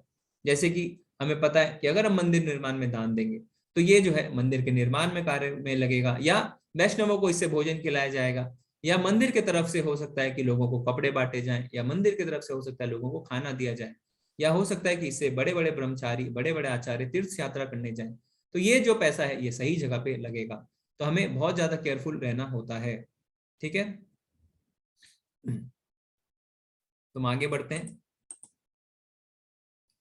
तो अब भगवान यहाँ पे हमें क्या बताते हैं? सृष्टि के आदिकाल से ओम तत्सत ये 3 शब्द पर ब्रह्म को सूचित करने के लिए प्रयुक्त किए जाते रहे हैं। ये तीनों सांकेतिक अभिव्यक्तियां ब्राह्मणों द्वारा वैदिक मंत्रों का उच्चारण करते समय तथा ब्रह्म को संतुष्ट करने के लिए यज्ञों के समय प्रयुक्त होती थी। तो यहाँ पे जो है, कई लोग कहते हैं क्या कि क्या दान से भी तो हम 3 गुणों में बंध जाते हैं। तो हमें जो यज्ञ है, तपस्या है, दान है, वो किस तरीके से करना चाहिए? तो भगवान कहते हैं कि जब हम यज्ञ करें, तपस्या करें, दान करें, तो उस समय हमारी भावना कैसी होनी चाहिए? ओम तत्सत, है ना। जब भी पहले हम देखेंगे, जब भी पहले ये कार्य होते थे तो ओम तत्सत बोला जाता था। तो ओम तत्सत का क्या अर्थ है हम आगे देखेंगे। अतएव योगी जन ब्रह्म की प्राप्ति के लिए शास्त्र विधि के अनुसार यज्ञ, दान तथा तप की समस्त क्रियाओं का शुभारंभ सदैव ओम से करते थे। ओम मतलब विष्णु। ये सर्वोच्च लक्ष्य को इंगित करने के लिए वैदिक भजनों की शुरुआत में रखा गया है। तो ओम का अर्थ होता है विष्णु। तो हमने देखा था भगवान ने क्या कहा था कि वैदिक मंत्रों में मैं ओमकार हूं। तो सबसे पहले हमें क्या बोलना है? अगर हम कभी भी दान करते हैं, कोई भी तपस्या करते हैं, यज्ञ करते हैं, तो हमें सबसे पहले बोलना है ओम। ओम मतलब भगवान विष्णु। ठीक है, तो हमें भगवान का स्मरण करना है। कोई भी कार्य करने से पहले हमें भगवान का स्मरण करना है और कहना है ओम। मनुष्य को चाहिए कि कर्म फल की इच्छा किए बिना विविध प्रकार के यज्ञ, तप तथा दान को तत् शब्द कहकर संपन्न करे। ऐसी दिव्य क्रियाओं का उद्देश्य भव बंधन से मुक्त होना है। तो अगर हम जो भी क्रिया करते हैं, चाहे दान, चाहे तप, चाहे यज्ञ, उसके बाद हमें क्या बोलना चाहिए? तत्। तत् का अर्थ क्या होता है? कुछ भी मेरा नहीं है, सब भगवान का है, आपको अर्पित करते हैं। ठीक है, यानी सब कुछ भगवान की सेवा में प्रयोग होना चाहिए। तो तत् मतलब हमने आपको अर्पित किया। जैसे गंगा जी का पानी है ना, गंगा जी का पानी हम गंगा जी को ही अर्पित करते हैं, वो हमारा पानी थोड़ी है, वो गंगा जी का ही पानी है। तो आपका हमने आप ही को अर्पित किया, क्योंकि कुछ भी मेरा नहीं है, ठीक है। क्योंकि क्या है, अगर आप कुछ भी इसमें चाहेंगे कि ये मेरा है तो क्या होगा, तो उसमें आपको पाप या पुण्य का भागीदार बनना पड़ेगा। पर जैसे ही आप बोलते हैं तत्, यानी सब कुछ आपका है, आपका आपको अर्पित, तो उसमें हम ना पाप का ना पुण्य के भागीदार बनेंगे। अगर हमें याद हो तो हमने राजा नृग की कहानी देखी थी कि किस तरीके से वो हजार हजार गाय दान में देते हैं, पर क्योंकि वो उनके फल की इच्छा रखते हैं तो उनसे एक गलती होती है और उन्हें अगले जन्म में चिपकली बनना पड़ता है। तो हमें ओम तत् यानी ओम का अर्थ भगवान विष्णु, भगवान का स्मरण करके तत् यानी आपको अर्पित करते हैं। परम सत्य भक्तिमय यज्ञ का लक्ष्य है और उसे सत शब्द से अभिहित किया जाता है। हे प्रीतापुत्र, ऐसे यज्ञ का संपन्न करता भी सत कहलाता है। जिस प्रकार यज्ञ तथा तप, दान के सारे कर्म भी जो परम पुरुष को प्रसन्न करने के लिए संपन्न किए जाते हैं, सत हैं। सत का अर्थ है शाश्वत। प्रभु की सेवा के लिए की गई गतिविधियां सत्य की को प्रकट करती हैं। इस तरह की गतिविधियों में क्रियाओं या का प्रदर्शन शाश्वत हो जाता है। गतिविधियों का उद्देश्य शाश्वत है और गतिविधियों का लाभ भी शाश्वत है। तो सत का मतलब होता है शाश्वत, यानी ओम तत् सत। सत मतलब शाश्वत। तो अगर हम भौतिक इच्छा करते हैं कि हमें लाभ मिले इत्यादि मिले, तो हमें पुण्य जरूर मिलेगा, पर जब पुण्य खत्म हो जाएंगे तो क्या होगा, तो हमारे भोग भी खत्म हो जाएंगे और वापस हम मृत्यु लोक में आ जाएंगे। बट शाश्वत लाभ अगर हमें पाना है, यानी बिना खत्म होने वाला लाभ पाना है, तो हमें उसे भगवान के लिए करना होगा। तो भगवान जो है वो शाश्वत है, हमारी जो जीवात्मा है, हम जो है वो भी शाश्वत हैं, और हमारा जो उनसे संबंध है वो भी शाश्वत है। तो भक्ति की गतिविधियों में हम जो दान करते हैं वो भी शाश्वत होता है। तो भगवान शाश्वत है, जीवात्मा शाश्वत है, जीवात्मा का भगवान के साथ संबंध भी शाश्वत है, और भक्ति में जो हम गतिविधि करते हैं, जो भी हम दान करते हैं, वो भी शाश्वत हो जाता है। तो इसीलिए हमें सबसे पहले क्या करना है, सबसे पहले करना है भगवान को स्मरण करते हुए ओम, फिर हमें तत् बोलना है कि हमने भगवान आपको अर्पण किया, और फिर सत यानी इसका फल भक्ति में शाश्वत हो। ओम तत्सत। ठीक है, तो ये श्लोका जो है ये हमारा श्लोका ऑफ द डे भी है, आप इसे नोट कर लीजिए।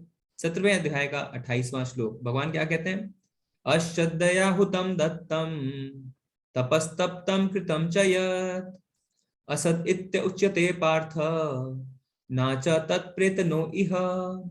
हे पार्थ, श्रद्धा के बिना यज्ञ दान या तप के रूप में जो भी किया जाता है वह नश्वर है, वह असत कहलाता है, और इस जन्म तथा अगले जन्म दोनों में ही व्यर्थ जाता है। तो अगर हम श्रद्धा के बिना कुछ भी करते हैं, अगर हमारी श्रद्धा नहीं है, तो हम दान करें, चाहे यज्ञ करें, चाहे तपस्या करें, वो नश्वर है। और अगर हम बिना ओम तत्सत की भावना से करते हैं तो वो नश्वर है, यानी अगले जन्म या इस जन्म में दोनों में वो व्यर्थ ही जाएगा। और अगर हम ओम तत्सत कहते हैं, उस भावना से हम करते हैं, श्रद्धा के साथ करते हैं, तो उसका फल भी हमें शाश्वत मिलता है। ठीक है, अंत में हम देखते हैं प्रभुपाद जी के कुछ शब्द।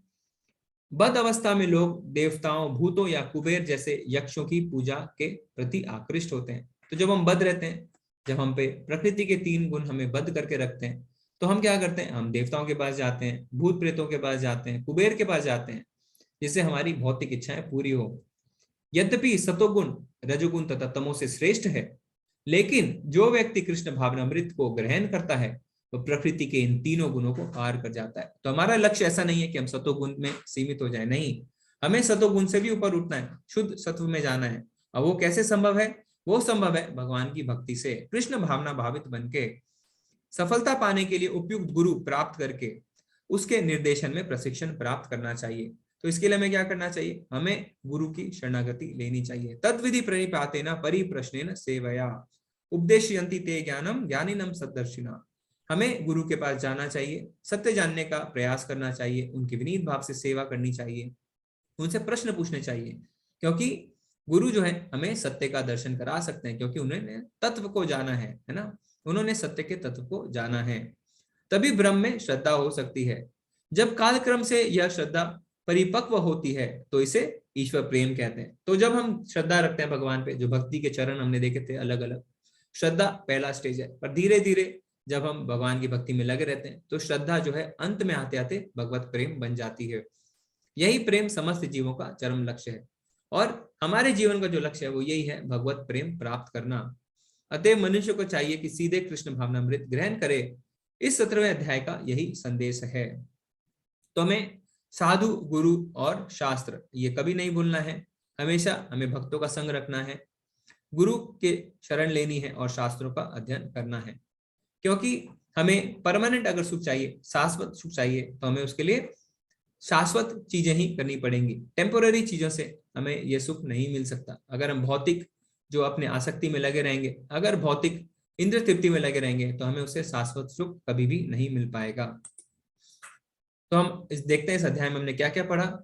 तो हमने देखा कि अनधिकृत पूजा के बारे में अर्जुन की पूछताछ, फिर भगवान ने उन्हें उत्तर दिया, फिर भगवान ने बताया कि किस तरीके से हमारा जो भोजन है वो तीनों गुणों से प्रभावित होता है, हमारा यज्ञ तीनों गुणों से प्रभावित होता है, हमारी तपस्या भी तीनों गुणों से प्रभावित होती है, और किस तरीके से जो हमारा दान है वो तीनों गुणों से प्रभावित होता है। और अंत में हमने क्या देखा, ओम तत्सत, यानी यज्ञ, दान और तपस्या को सर्वोच्चों की अर्पित करना चाहिए, यानी भगवान को अर्पित करते हुए हमें ये कार्य करने चाहिए। ठीक है, तो इससे हमारा ये अध्याय शेष होता है। अगर आपके कोई प्रश्न है तो आप पूछ सकते हैं। हरे कृष्ण, नहीं तो आप चैट में भी लिख सकते हैं। हरे कृष्ण प्रभु जी। हरे कृष्ण माता जी। हरे कृष्ण चरण सिंह प्रभु जी। हरे कृष्ण माता जी। हरे कृष्ण प्रभु जी। प्रभु जी, आज का श्लोक ऑफ द डे कौन सा है? जी प्रभु जी, जो आखिरी था ना 17.28 17.28 28वां।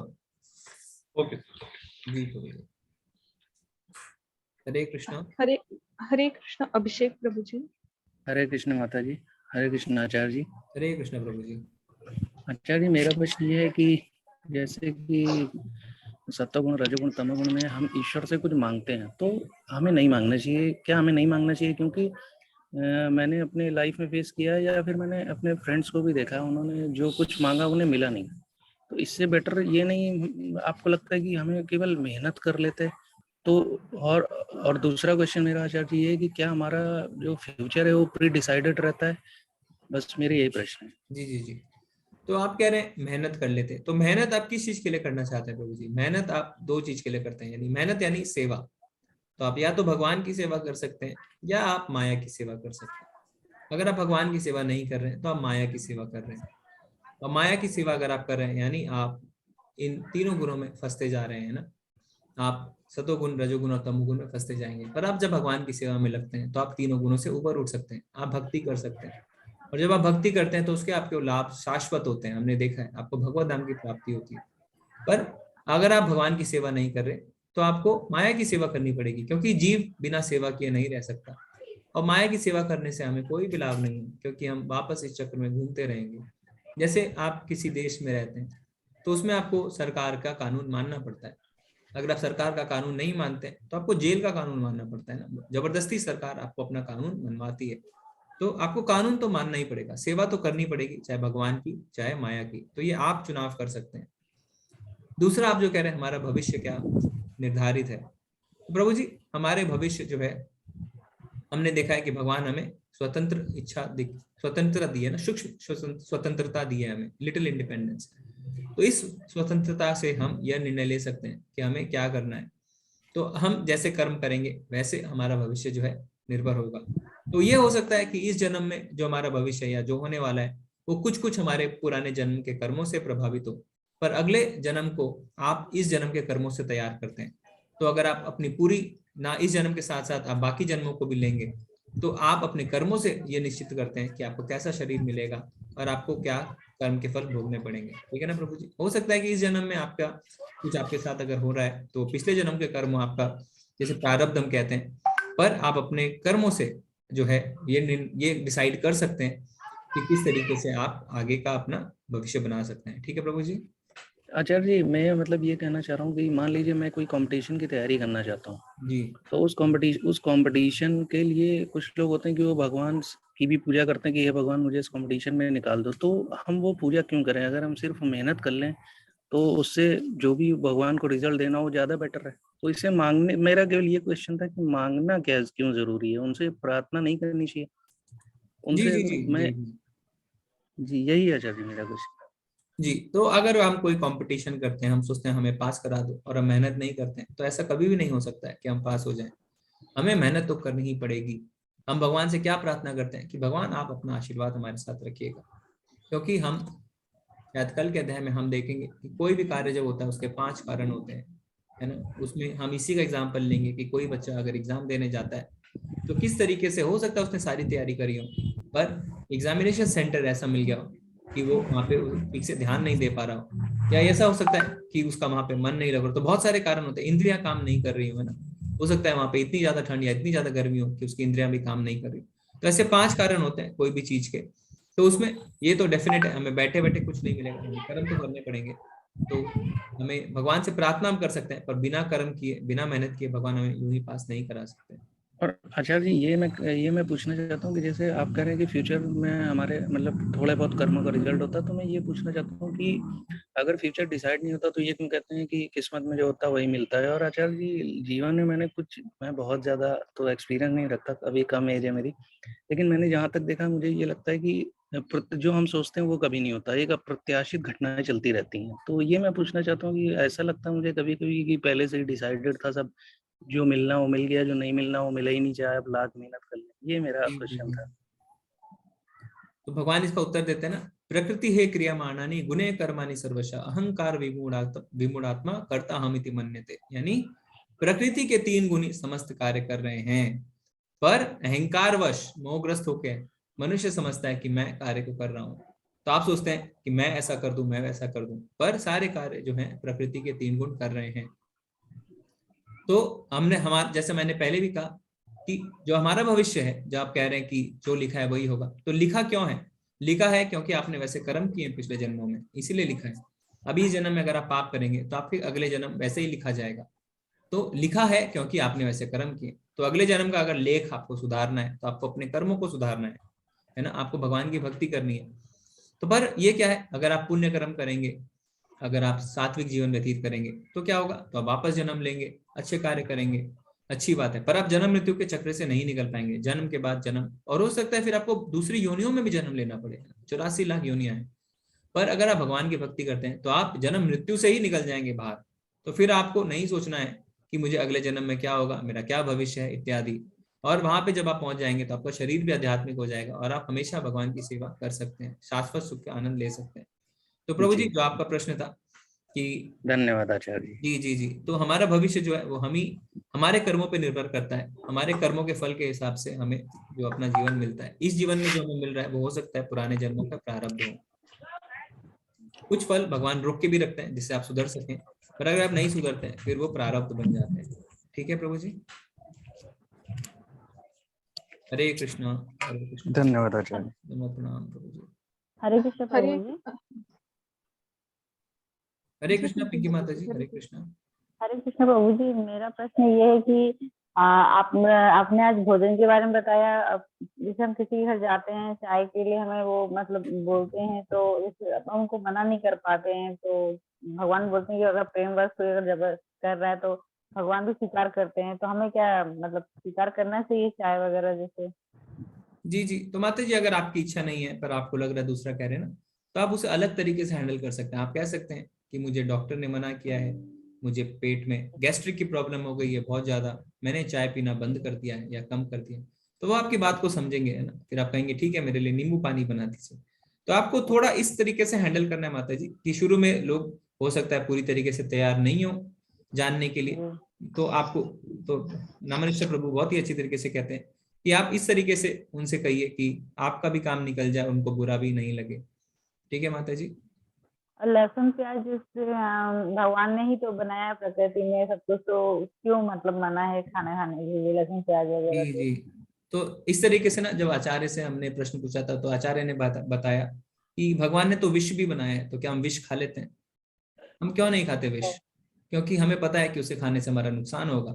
तो भगवान ने बहुत कुछ बनाया है, पर हमें यह समझना है माता जी कि हमारे लिए क्या सही है और क्या गलत है। ठीक है। प्रभु जी मैं अपना एक अनुभव बताना चाहती हूँ। जी जी जैसे भगवान हम भक्तों का हमसे यश चाहते हैं, तो आज मेरे साथ वैसे ही हुआ है। जी अब मैंने आज 2 मिनट्स का धनुरासन योग में होल्ड किया था, तो मेरा गिनीज वर्ल्ड रिकॉर्ड में हमारा नाम आया है। तो प्रभु की कृपा है ये, हरे कृष्ण भगवान की, वो हमेशा उनकी कृपा रही है मेरे पे। और आज तो मैं बहुत खुश हूँ आज प्रभु की कृपा से। माता जी आप फिर से बताएं, गिनीज बुक में आपका नाम क्यों आया? 2 मिनट्स का धनुरासन होल्ड किया था मैंने। धनुरासन क्या होता है? धनुरासन योग होता है, योग, मतलब अच्छा जी योगा। जी जी तो 2 मिनट्स तो होल्ड था 300 में, तो 250 लोग सिलेक्ट हुए, जिसमें मेरा भी नाम आया है। तो ये कृष्ण भगवान की कृपा से मुझे भी यश प्राप्त हुआ। जी जी आपको बहुत बहुत शुभकामनाएं, आपके और आपके परिवार को बहुत बहुत साधुवाद। धन्यवाद। हरे कृष्ण। हरे कृष्ण माता जी। हरे कृष्ण। हाँ हाँ हाँ प्रभु जी। मैं चैट से ले लूं क्या कुछ? जी जी जी जी। स्वाति माता जी कह रहे हैं कि तामसी दान अगर भूलवश हो जाए तो क्या भोगना पड़ता है प्रभु जी? माता जी अब जो हो चुका है उसके बारे में हमें ज्यादा नहीं सोचना है। अब आगे के लिए हमें ज्ञान हो गया कि हमें कैसे करना है, तो हमें उस पर ध्यान देना चाहिए, है ना। नरसो प्रभु जी कह रहे हैं कि इस्कॉन से गुरु बनाने के लिए क्या करना होगा? अगर हम वहां से गुरु बनाना चाहते हैं तो क्या हेल्प करेंगे? जी प्रभु जी देखो, इस्कॉन से दीक्षा मिलती है तो उसका पूरा प्रोसेस होता है, आपको पूरे डिसिप्लिन के साथ करना पड़ता है। तो अगर आप इच्छुक हैं, है ना, तो आप इस कोर्स के बाद जब सेकंड लेवल में जाएंगे तो हम देखेंगे कि आपको किस तरीके से इस डायरेक्टली जो है प्रभु जी दीक्षा नहीं मिलती है, पहले आपको उसकी तैयारियां करनी पड़ती है। पहले आपको गुरु आश्रय लेना पड़ता है, आपको कुछ 6 महीने साल भर मालाएं करनी पड़ती है, नियमों का पालन करना पड़ता है। और जब आप संतुष्ट कर पाते हैं कि हाँ आप दीक्षा लेने के लिए तैयार हो गए, तब दीक्षा मिलती है। क्योंकि दीक्षा का अर्थ होता है गुरु आपकी जिम्मेदारी ले लेता है। अगर आप पदभ्रष्ट होते हैं तो उसका नुकसान गुरु को होता है ना, उनकी सेहत भी खराब हो सकती है उसके कारण, क्योंकि वो जिम्मेदारी लेते हैं कि वो आपको भवसागर से निकालेंगे। और प्रभुपाद जी कहते हैं, उन्होंने अपने एक लेटर में लिखा था कि जब तक एक एक उनका दीक्षित शिष्य वापस भगवत धाम नहीं जाता तब तक गुरु वापस आते रहते हैं। तो दीक्षा बहुत बड़ी चीज होती है प्रभु जी। तो हम जब तक उसके लिए तैयार नहीं होते हैं तब तक हमें दीक्षा नहीं मिल सकती। हेमंत प्रभु जी के 2 प्रश्न है, तो प्रभु जी ने हैंड रेस किया है क्या माता जी? हेमंत प्रभु जी आप हैंड रेस कर सकते हैं तो हम आपके प्रश्न ले सकते हैं। स्वाति माता जी कह रहे हैं सत का मतलब फिर से बता दीजिए। हाँ, सत मतलब माता जी शाश्वत, यानी ये जो हमने कार्य किया, जो दान तपस्या यज्ञ किया, वो भक्ति में शाश्वत हो। ठीक है, तो भगवान शाश्वत है, जीव शाश्वत है, हमारा संबंध शाश्वत है, भक्ति में किया हुआ दान भी शाश्वत है। शाश्वत यानी जो कभी ना खत्म हो। ठीक है माता जी। जी जी ठीक है माता जी, हैंड रेस लेते हैं फिर हम चैट से लेंगे। प्रभु जी हेमंत प्रभु जी ने अनम्यूट किया। जी जी हरे कृष्ण प्रभु जी। हाँ प्रभु जी हरे कृष्ण। हरे कृष्ण। हाँ मेरा क्वेश्चन ये था, अगर हम मन की शांति के लिए मंदिर जाते हैं तो वो सकाम होता है या निष्काम होता है? जी जी जी जी जी तो मन की शांति प्रभु जी जो होता है ना, अगर आप भौतिक इच्छा के कारण आपका मन अशांत है और आप कहते हैं भगवान को कि भगवान मुझे ना ये काम करवा दीजिए तो मेरे मन को शांति मिलेगी, यानी मेरा प्रॉफिट करवा दीजिए, मुझे इस एग्जाम में पास करा दीजिए, या मुझे ऐसा करवा दीजिए। तो अगर आप भौतिक इच्छाओं से मन को शांत करना चाहते हैं तो वो राजसी है। पर आप कहते हैं कि भगवान मैं अब इन भोगों से बहुत ज्यादा दुखी हो गया हूँ, मेरा मन अशांत है, क्योंकि मैं जितना ही भोग करता हूँ मेरा मन और अशांत होता है, अब मुझे आप अपनी सेवा में लगा लीजिए, फिर ये सात्विक बन जाता है ना। ठीक है, तो आप किस इच्छा से मन को शांत करना चाहते हैं उस इच्छा पर निर्भर करता है। और दूसरा क्वेश्चन था, एक तो ये जो तिलक लगाते हैं उसका महत्व और पूर्व जन्म के बारे में जाना जा सकता है? हाँ, तिलक जो लगाते हैं प्रभु जी, तो वैष्णव जो होते हैं वो तिलक और कंठी इसलिए लगाते हैं क्योंकि वो अब ये दर्शाते हैं कि हाँ हम भक्ति में हैं और हम जो है अपने गुरु को, हमने गुरु से आश्रय लिया है, या हम गुरु को अवचन देने के लिए तैयार हैं कि हम नियमों का पालन करते हैं। और क्या होता है जब आप माला कंठी पहनते हैं, जब तिलक लगाते हैं, तो दूसरे आपको देखते हैं तो दूसरे जिज्ञासा भी करते हैं, वो भी उनसे प्रभावित होते हैं, तो ये दूसरों को आप इसके जरिए प्रचार भी करते हैं। और भी कारण होते हैं, जैसे कंठी जब पहनते हैं शास्त्र कहते हैं कि यमदूत हमें लेने नहीं आते। यमदूत जब आते हैं, जैसे ही वो गले में कंठी देखते हैं, तुलसी माला देखते हैं, वो चले जाते हैं। ठीक है, और क्या कहते हैं, तिलक जब हम लगाते हैं तो हमारा शरीर एक मंदिर की तरह, हमें तिलक को अपने शरीर को सुसज्जित करना चाहिए, तो तिलक से सुसज्जित करते हैं। तिलक में जो 2 लाइनें होती हैं वो भगवान के चरण है, और नीचे जो हम नाक पे थोड़ा सा लगाते हैं वो तुलसी पत्र है। तो इसके बहुत सारे कारण है प्रभु जी, ठीक है। और आप कह रहे हैं पुनर्जन्म के बारे में जाना जाता है, तो इसमें बहुत सारी जो हम देखे भी, आप गूगल पे देख सकते हैं कि पुनर्जन्म के बारे में किसी को स्मृतियां रहती हैं। तो जैसे किसी की अकस्मात मृत्यु हो जाती है, उसे कोई चोट का निशान होता है, तो अगले जन्म में कोई दूसरा व्यक्ति पैदा होता है, उसे वही निशान चोट का रहता है। तो इससे हमें ये भी पता चलता है कि आत्मा, जो हम कहते हैं कि हम शरीर नहीं आत्मा है, वो सत्य है। तो ऐसे आप नहीं जान सकते हैं ना, ऐसे नहीं है कि हम आपको बोले कि आप जान जाइए। कई लोग हैं अलग अलग प्रैक्टिस करते हैं, वो उनसे हमें ज्यादा साहूकार नहीं है, पर कई लोगों को स्मृति आ जाती है थोड़ी बहुत, ठीक है।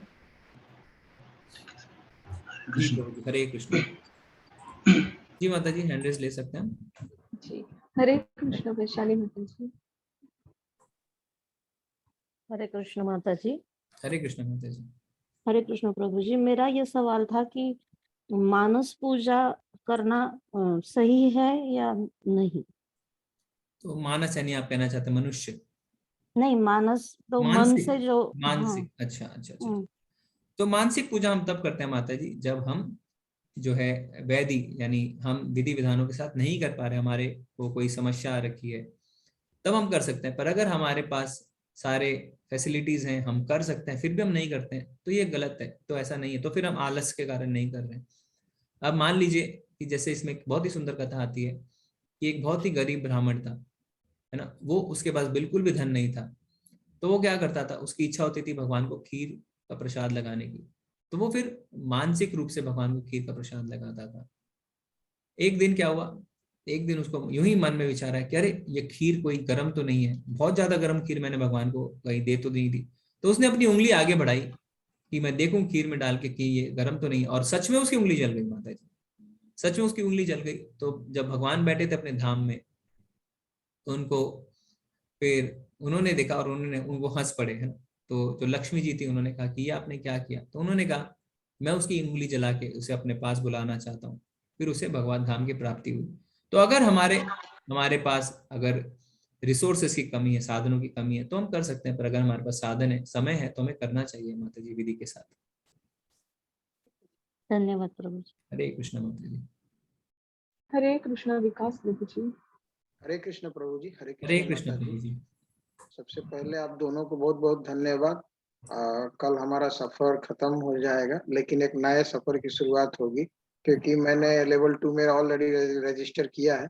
और प्रभु जी मैंने पूरे क्विज कंप्लीट भी कर लिए, सर्टिफिकेट भी आ गया।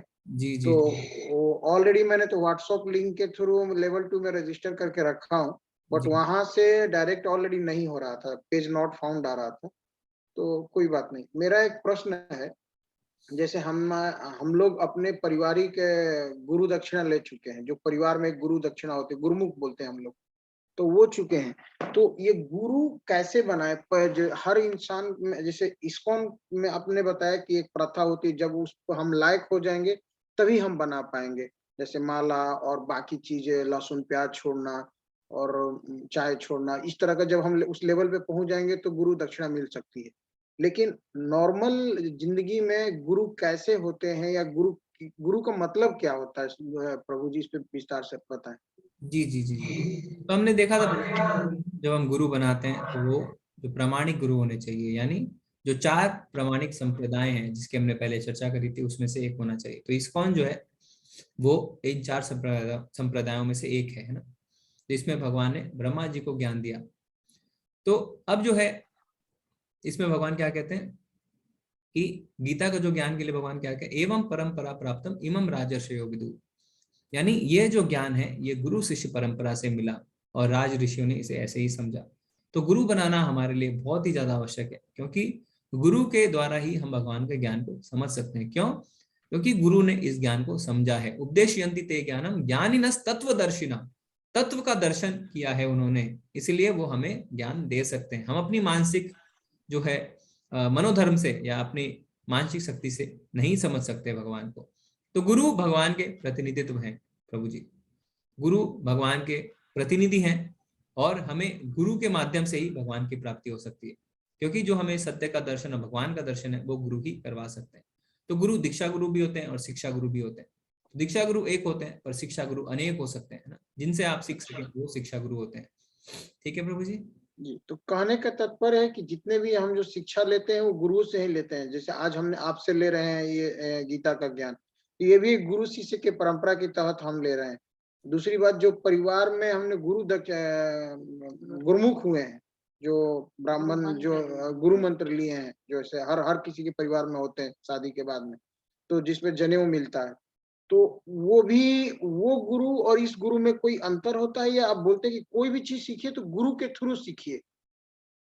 तो जो जनेऊ लेते हैं ना प्रभु जी, उसमें तो आपने कोई मंत्र आपको नहीं मिलता है ना। गुरु हमेशा एक मंत्र देता है जिसके, और उस मंत्र से वो आपको भगवान की प्राप्ति में सहयोग करते हैं।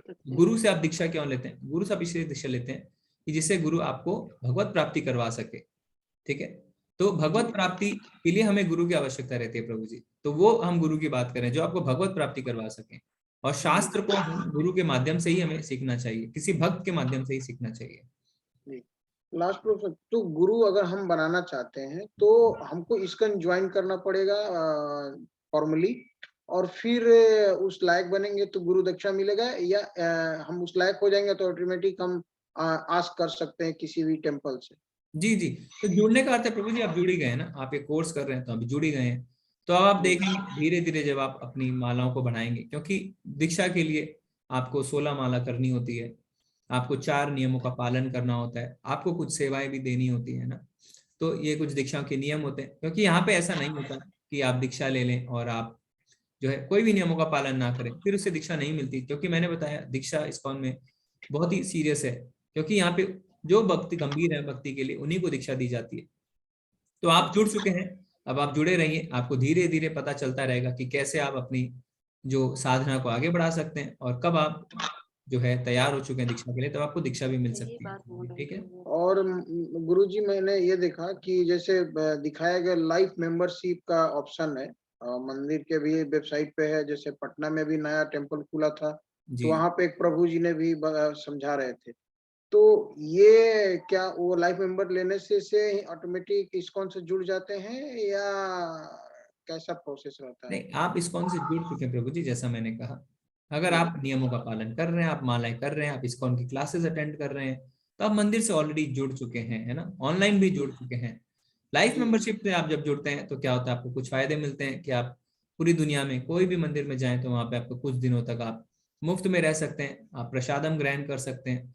कुछ मंदिर में प्रोग्राम होता है तो आपको पहले बताया जाता है ना, इत्यादि। कुछ उनके वो कुछ आपके घर में किताबें आती हैं, श्रीमद् भागवतम का सेट आता है, और भी बाकी किताबें आपको दी जाती हैं।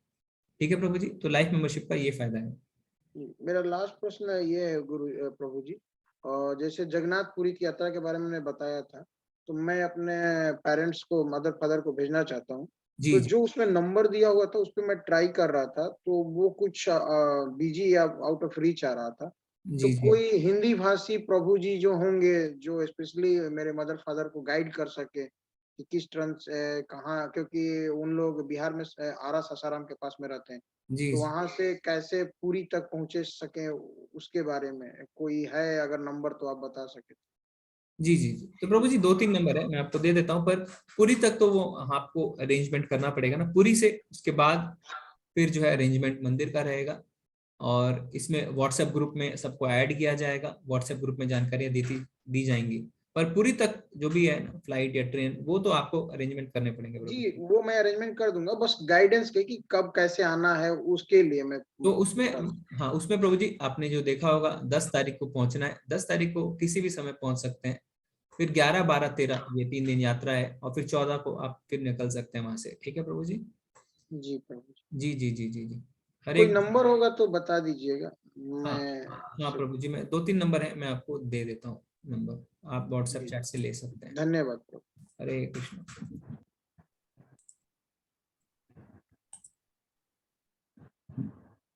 हरे कृष्ण जी, और हैंड ले सकते हैं हम। जी जी, हरे कृष्ण माता जी। हरे कृष्ण प्रभु जी, हरे कृष्ण माता जी। हाँ, मेरा ये प्रश्न था कि अगर हमारी माला में कोई मोती चटक रहा, ऐसा लग रहा है, तो क्या हम माला चेंज कर सकते हैं? जी माता जी, आप माला चेंज कर सकते हैं। अगर आपको लग रहा है कि वो ठीक नहीं है और उसमें कुछ टूटा हुआ है, तो माला बदल सकते हैं माता जी। तो पहले वाली माला का क्या करना है? जी, पहले वाली माला अगर आपके पास कोई नदी है तो उस नदी में बहा सकते हैं। अगर आपके आसपास कोई नदी नहीं है तो आप उसे फिर मिट्टी में भी गाड़ सकते हैं माता जी। अच्छा जी प्रभु जी, हरे कृष्ण। धन्यवाद। हरे हरे कृष्ण ध्रुवी माता जी। हरे कृष्ण ध्रुवी माता जी। हरे कृष्ण गगनजित माता जी। हरे कृष्णा प्रभु जी, हरे कृष्णा माता जी। सबसे पहले एक हमने चैप्टर 10 में पढ़ा था कि मैं, जिसमें भगवान कृष्ण जी बताते हैं अर्जुन को, मैं आदित्यों में विष्णु हूँ, प्रकाशों में मैं तेजस्वी सूर्य हूँ, मरुतों में मैं मरीचि हूँ। इसका क्या मतलब होता है, मरुतों में मैं मरीचि हूँ? जी जी जी जी जी माता जी, एक मिनट मैं देखता हूँ।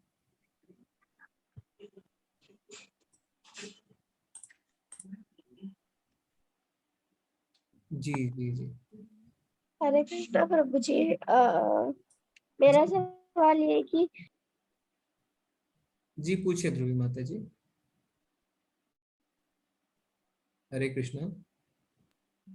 हरे कृष्णा प्रभु जी की जो आपने बोला था कि है ना, वो जो चीज होती है जो सड़ी हुई होती है और हम सब खाते हैं, तो वो क्या थी? जी वो शराब थी माता जी, शराब। ठीक है ना माता जी? जी हरे कृष्णा। जी तो इसमें मैं गगन माता जी आपको देख के बताता हूँ, है ना, जो आपका सवाल है। हाँ जी, ठीक है, ठीक। हाँ जी। और मेरे को एक चीज और पूछनी थी, भगवान के भोजन में, भगवान जी के भोजन में हम लोग हींग डाल सकते हैं कि नहीं? हींग का तो माता जी मैंने नहीं सुना है कि हम नहीं यूज कर सकते हैं, पर फिर भी मैं हाँ आपको हाँ। कंफर्म कर सकता हूँ, खाली प्याज और लहसुन का और मसूर की दाल इत्यादि, पर हींग के लिए तो ऐसा कोई मनाही नहीं सुनी है माता जी, पर मैं आपको फिर भी पूछ के कंफर्म कर सकता हूँ। जी कई लोग कहते हैं, जैन हैं जो हींग नहीं खाते हैं, पर यहाँ पे तो हमने नहीं सुना है इसको में माता जी। अच्छा। ठीक है माता जी। हाँ जी, और एक क्वेश्चन है मेरा और, अ, हम लोग मतलब कुछ लोग कहते हैं कि चाय नहीं पीते हैं, जो लोग सात्विक बन जाते हैं। सो सात्विक चाय क्या सात्विक मतलब क्या अच्छे गुणों में आती है या किस में आती है चाय? चाय हम छोड़ देते हैं माता जी, क्योंकि चाय को नशा माना जाता है। आप देखेंगे कई लोग चाय के अच्छा। बिना नहीं रह पाते हैं। तो चाय जो है वो भारत हाँ में जी, हाँ है जी। भी नहीं। जब अंग्रेज आए थे ना, तो उन्होंने यहाँ पे चाय के बागान लगाए। तो हमारे हम्म। चाय हम नहीं पीते थे, पर हमें पिलाया गया बाद में चाय, क्योंकि चाय का एक बहुत बड़ा व्यापार है। तो चाय नशे में हम्म। आती है। कई लोग देखते हैं चाय नहीं पी पाते हैं, चाय नहीं पीते हैं तो उनके सिर में दर्द भी होने लगता है। तो इसलिए किसी भी प्रकार का नशा नहीं करते हैं, तो चाय कॉफी भी छोड़ देते हैं माता जी। और जब हम लोग मर जाते हैं, हमारी मृत्यु हो जाती है, हम ऊपर चले जाते हैं, तो जैसे हम लोग मूवीज में देखते हैं कि लोग अपने पेरेंट्स से मिलते हैं ऊपर जाके, मतलब लाइक कुछ ऐसा, ये दिस इज अ रियल और just this is a fake? नहीं, हमने तो पढ़ा ना माता जी कि हमारा अगला शरीर और अगला जन्म हमारे भाव पे निर्भर करता है, हमारे कर्म के फलों पे निर्भर करता है। और है ना, आत्मा का संबंध भगवान के साथ होता है। अगर आप राजसी हैं, आप बहुत ज्यादा आसक्त हैं अपनी चीजों के आसपास, तो हो सकता है आपका पुनर्जन्म अपने परिवार के आसपास हो, पर ये जरूरी नहीं है माता जी। और ऊपर जाके हम कहाँ मिलते हैं, हम नहीं मिलते, सब अपने अपने कर्मों के हिसाब से अलग अलग लोकों में जाते हैं, है ना माता जी। पर अगर आप पितरों की तो पुण्य करते हैं, तो फिर आप पितृलोक में भी जाते हैं। नहीं नहीं, तो मुझे मेरा क्वेश्चन ना कुछ हो रहा है। मैं ये कहना चाह रही हूँ कि जैसे हम लोग बच्चे हैं, ठीक है ना, कल हमारी भी डेथ हो जाएगी, हम ऊपर जाएंगे, तो क्या होती है कि हमारी जो माँ होती है या हमारा एक बार फादर होता है, एक बार हमारी आत्मा के साथ उसकी आत्मा का एक बार मिलन होता है कि नहीं होता? क्योंकि मैंने बहुत सारी स्टोरीज में देखा है, जब बंदा मर जाता है एक बारी, वो तो ठीक है कि जो लोग स्वर्ग लोक में जाएंगे, जहाँ पे जैसे जैसे उनके कर्म होंगे, वो लोग वैसे ही वहीं पे जाएंगे। कि ऐसा होता है कि अपना जो अपनी जैसे जिस माँ ने मुझे जन्म दिया है, मैं ऊपर जाऊंगी तो वो एक बार मुझे उनकी आत्मा मेरी आत्मा से जरूर मिलेगी। ऐसा क्योंकि मैंने मूवीज में देखा है, क्योंकि मूवीज में दिखाते हैं कि ऐसे होता है। तो माता जी हम आप खुद ही लॉजिकली सोच सकते हैं ना कि हम्म अगर कोई मरता है तो उसका तो हो सकता है पुनर्जन्म हो गया हो, तो फिर उसकी आत्मा तो ऑलरेडी दूसरे शरीर में है। तो हम्म। मूवीज में माता जी कुछ भी दिखाते हैं ना, हमें उनसे उन पे विश्वास नहीं करना और चाहिए। This is fake, okay, that जी इट इज फेक, ओके, जी जी ठीक है।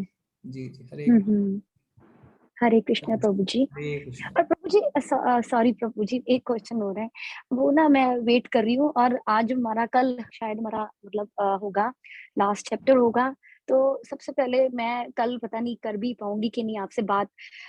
मैं बहुत ज्यादा आपका मन से धन्यवाद करती हूँ, आपका, माता जी का, और सब ग्रुप का, जो जिन्होंने साथ, जिनकी आवाज हम मतलब मेरे भी कान में पड़ी, और मैं भी मतलब उनकी बहुत आभारी हूँ। हम लोग सब एक ही भगवान की आत्मा है, और ये सब इस्कॉन वालों की मेहनत के बिना नहीं हो सकता था।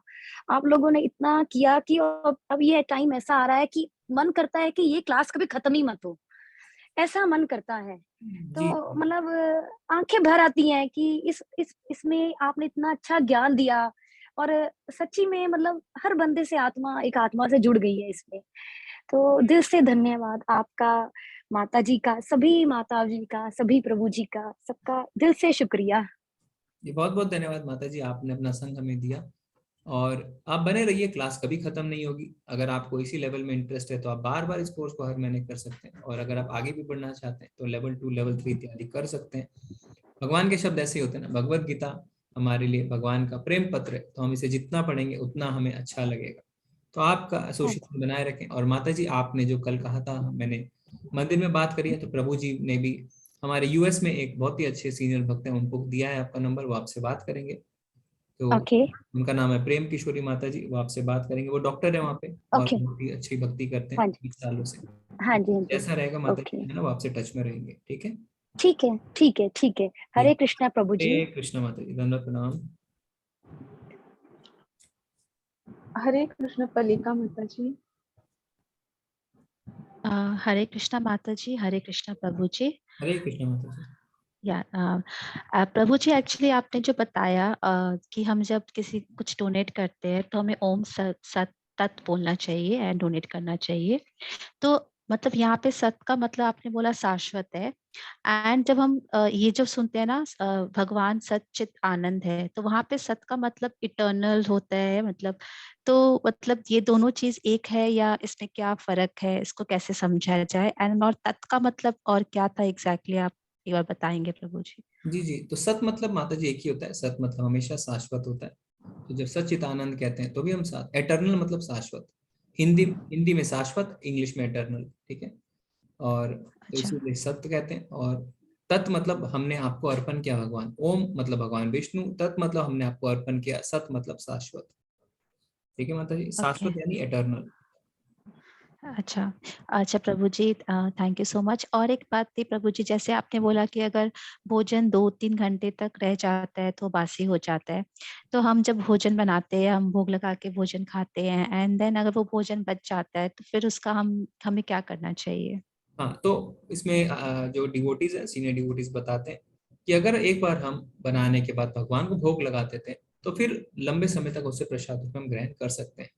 तो जिस भोजन का हम भोग नहीं लगाते, वो 3 घंटे से ज्यादा बना हुआ हमें भोग नहीं लगाना चाहिए, पर भोग लगाने के बाद फिर हम उसे ग्रहण कर सकते हैं। कई लोग दफ्तर जाते हैं, सवेरे बनाते हैं, शाम को भी खाते हैं, पर अगर हम भोग लगा देते हैं तो फिर उसे खा सकते हैं माता जी। ठीक है, कोशिश करें कि ओवरनाइट नहीं रखें, सेम डे खा सकते हैं। ओके, धन्यवाद प्रभु जी, थैंक यू सो जी। मच। और मैंने अभी वो देखा, तो गगन माता जी, आपका जो प्रश्न था माता जी, एक बार आप उनको अनम्यूट कर सकते हैं। जी। हाँ, हरे कृष्णा। तो माता जी, इसमें लिखा हुआ है कि जो अंतरिक्ष में, जो आपने मरीचि का पूछा था, अंतरिक्ष में बहुत सारे जो वायु चलती है, प्रद्यमान वायु जो है वो 50 से ज्यादा प्रकार की होती है, और उसके जो देवता हैं, उन जो वायु को नियंत्रित करते हैं, उनका नाम मरीचि है। तो वो इसलिए भगवान कहते हैं कि वो मरीचि जो है वो मुझे रिप्रेजेंट करता है। ठीक है माता जी। हाँ जी, ठीक है, हरे कृष्ण माता जी। ठीक है, ठीक है। हरे कृष्णा प्रभु जी, हरे कृष्णा। कि माता जी हम और ले सकते हैं। जी। हरे कृष्ण राकेश प्रभु जी। हरे कृष्ण राकेश प्रभु जी। हरे कृष्णा माता जी, हरे कृष्णा प्रभु जी। हरे कृष्णा प्रभु जी। प्रभु जी, मेरा क्वेश्चन है, जो आज हमने जैसे चैप्टर में पढ़ा कि भोजन के बारे में ना, सात्विक और राजसी और तामसी। जी। तो कुछ लोग जैसे तामसी भोजन का काम भी करते हैं और वो ग्रहण भी करते हैं, नॉन वेज खाना या नॉन वेज का काम करते हैं वो लोग, और वो लोग जो है फिर भक्ति भी करते हैं, जैसे कोई जागरण करवाना किसी का और करवाना, तो उनकी भक्ति जो है वो किस उसमें मानी जाएगी? प्रभु जी, अगर कोई तमोगुनी खाता है इत्यादि करता है तो वो तमोगुनी प्रवृत्ति उस पर ज्यादा हावी रहती है ना, तो वो तमोगुनी रहता है सब कुछ प्रभु जी उनका। क्योंकि बल्कि इस्कॉन में तो अगर आपका व्यवसाय है नॉन वेज का इत्यादि, तो बहुत मुश्किल भी होती है आपको दीक्षा वगैरह लेने में, क्योंकि नॉन वेज जो है वो पूरी तरीके से, इसमें मैं आपको बताना चाहूंगा क्योंकि हमारा इसमें इंटरेस्ट, और माता जी ने मुझे बहुत ही सुंदर वीडियो भेजा था नमनिष्ठ प्रभु का। प्रभु जी क्या बताते हैं, नॉन वेज से इतना ज्यादा परहेज क्यों है? पशु जो होते हैं वो हमारे पास आश्रय के लिए आते हैं ना, कोई गाय आती है वो आश्रय के लिए आती है कि चलो इस मनुष्य से मुझे आश्रय मिलेगा, मुझे खाना मिलेगा, मैं इसे दूध देती रहूंगी तो, और ये मुझे अच्छे से पालेगा। इसी तरीके से कोई बकरा या इत्यादि वो आश्रय लेता है ना, आप उसे घास खिलाते हैं वो चुपचाप खाता है, वो सोच भी नहीं सकता कि आप उसे मारेंगे, और जिस दिन आप उसे मार देते हैं उसे बहुत भारी झटका लगता है, वो शॉक लगता है उसे कि ये क्या हो गया मेरे साथ। आप अपने ऊपर लेके देखिए, आप किसी का आश्रय लेते हैं और अचानक से वो आपका गला काट देता है, तो आप बहुत बुरे शौक में चले जाते हैं कि मैंने इसका आश्रय लिया और मुझे इसने काट दिया। तो आप, ये बहुत बड़ा पाप है, ये महापाप में आता है ना, प्रभु जी कहते हैं महापाप है और इससे नरक हमें मिलता है। तो नॉनवेज से हमें बहुत दूर रहना चाहिए प्रभु जी। और दूसरा आचार्य ये भी बताते हैं कि हर जीव के पास जो है ये अधिकार है कि वो भगवान के नाम को सुने, है ना। जैसे मनुष्य तो स्मरण भी कर सकता है, बोल भी सकता है, हो सकता है जानवर जो है वो कहीं ना कहीं भगवान का नाम सुनते हो, हमारे पास अधिकार नहीं है कि हम उन्हें इस चीज से वंचित करें। तो नॉनवेज जो है प्रभु जी वो बहुत बड़ा महापाप में इसकी गिनती होती है, ठीक है। तो इसका मतलब प्रभु जी जो नॉनवेज का काम करने वाला है या खाने वाला, वो चाहे कितने ही बड़े लंगर लगा ले, चाहे कितने बड़े वो भंडारे कर ले, जागरण करवा ले, तो उसका जो है मतलब उसको कोई फल प्राप्त नहीं होगा। वो राजसी और तामसी नहीं, फल प्राप्त नहीं होगा ऐसा नहीं कह सकते हैं, फल मिलता है, पर वो राजसी और तामसी में घूमते रहेंगे ना, उन्हें फल की इच्छा रहेगी, वो फल मिलेगा उन्हें, पर वो घूमते रहेंगे, कोई लाभ नहीं है। लाभ नहीं है मतलब शाश्वत लाभ नहीं है, वो इसी चक्कर में फंसे रहेंगे प्रभु जी। शाश्वत लाभ का अर्थ होता है कि जब आप भगवत धाम जा सकें, नहीं तो बाकी तो आप करते रहिए, आप वापस जन्म लेते रहिए, वापस से काम कर्म करते रहिए, तो आप राजसी और तामसी में फंसे रहेंगे। ठीक है प्रभु जी। ठीक है प्रभु जी, हरे कृष्णा प्रभु। हरे कृष्णा धन प्रणाम। माता जी चैट से ले लेता हूँ मैं। जी प्रभु। सोनी माता जी कह रहे हैं उनके दो प्रश्न है। पहला कि गीता में कहा गया है कि सभी कार्य अपने टाइम पर होगा, तो प्रभु जी जैसे किसी को नौकरी नहीं मिलती तो बताया जाता है कि आप ये विधि कर लीजिए हो जाएगा, और प्रभु जी हो भी जाता है। क्या प्रभु जी ये सही है? ऐसा होता है क्या? करना चाहिए या विचारधारा कहाँ तक सही है? तो माता जी क्या होता है ना, ये सब भौतिक लाभ है, देवी देवताओं को अधिकृत किया गया है कि वो हमें भौतिक लाभ प्रदान करें। तो आप किसी विशेष देवी देवताओं के पास जाते हैं, उनसे प्रार्थना करते हैं, उनको प्रसन्न करते हैं, तो वो आपको फल देते हैं। प्रश्न ये उठता है कि ये भौतिक जो हमें चीजें मिलती हैं ये शाश्वत है कि नहीं है? भगवान जो करते हैं वो हमेशा हमारे अच्छी चीजों के लिए करते हैं। मान लीजिए कि आपको नौकरी चाहिए और आप भगवान के पास जाते हैं, भगवान आपको नौकरी नहीं देते हैं, क्योंकि हो सकता है भगवान का इससे अच्छा प्लान हो आपके लिए। हो सकता है भगवान चाह रहे हो कि आप किसी धाम में जाके वहां पे एक छोटा सा व्यापार करें और भगवान के धाम में भगवान के दर्शन भी करें, पर आपने जिद करी मुझे नौकरी मिल जाए, तो फिर आपने देवी देवताओं के पास आप गए और आपको नौकरी मिली। तो हो सकता है भगवान ने अच्छा प्लान किया हो पर आप नौकरी से संतुष्ट हो गए। तो जब हम भगवान के पास जाते हैं तो क्या लाभ होता है?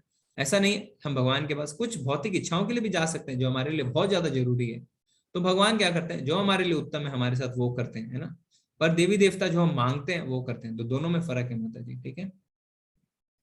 जब हम कुछ भूलते हैं या याद करते हैं वो हमारी कमी है। तो प्रभु जी भगवान किस स्मृति और विस्मृति की बात कर रहे थे?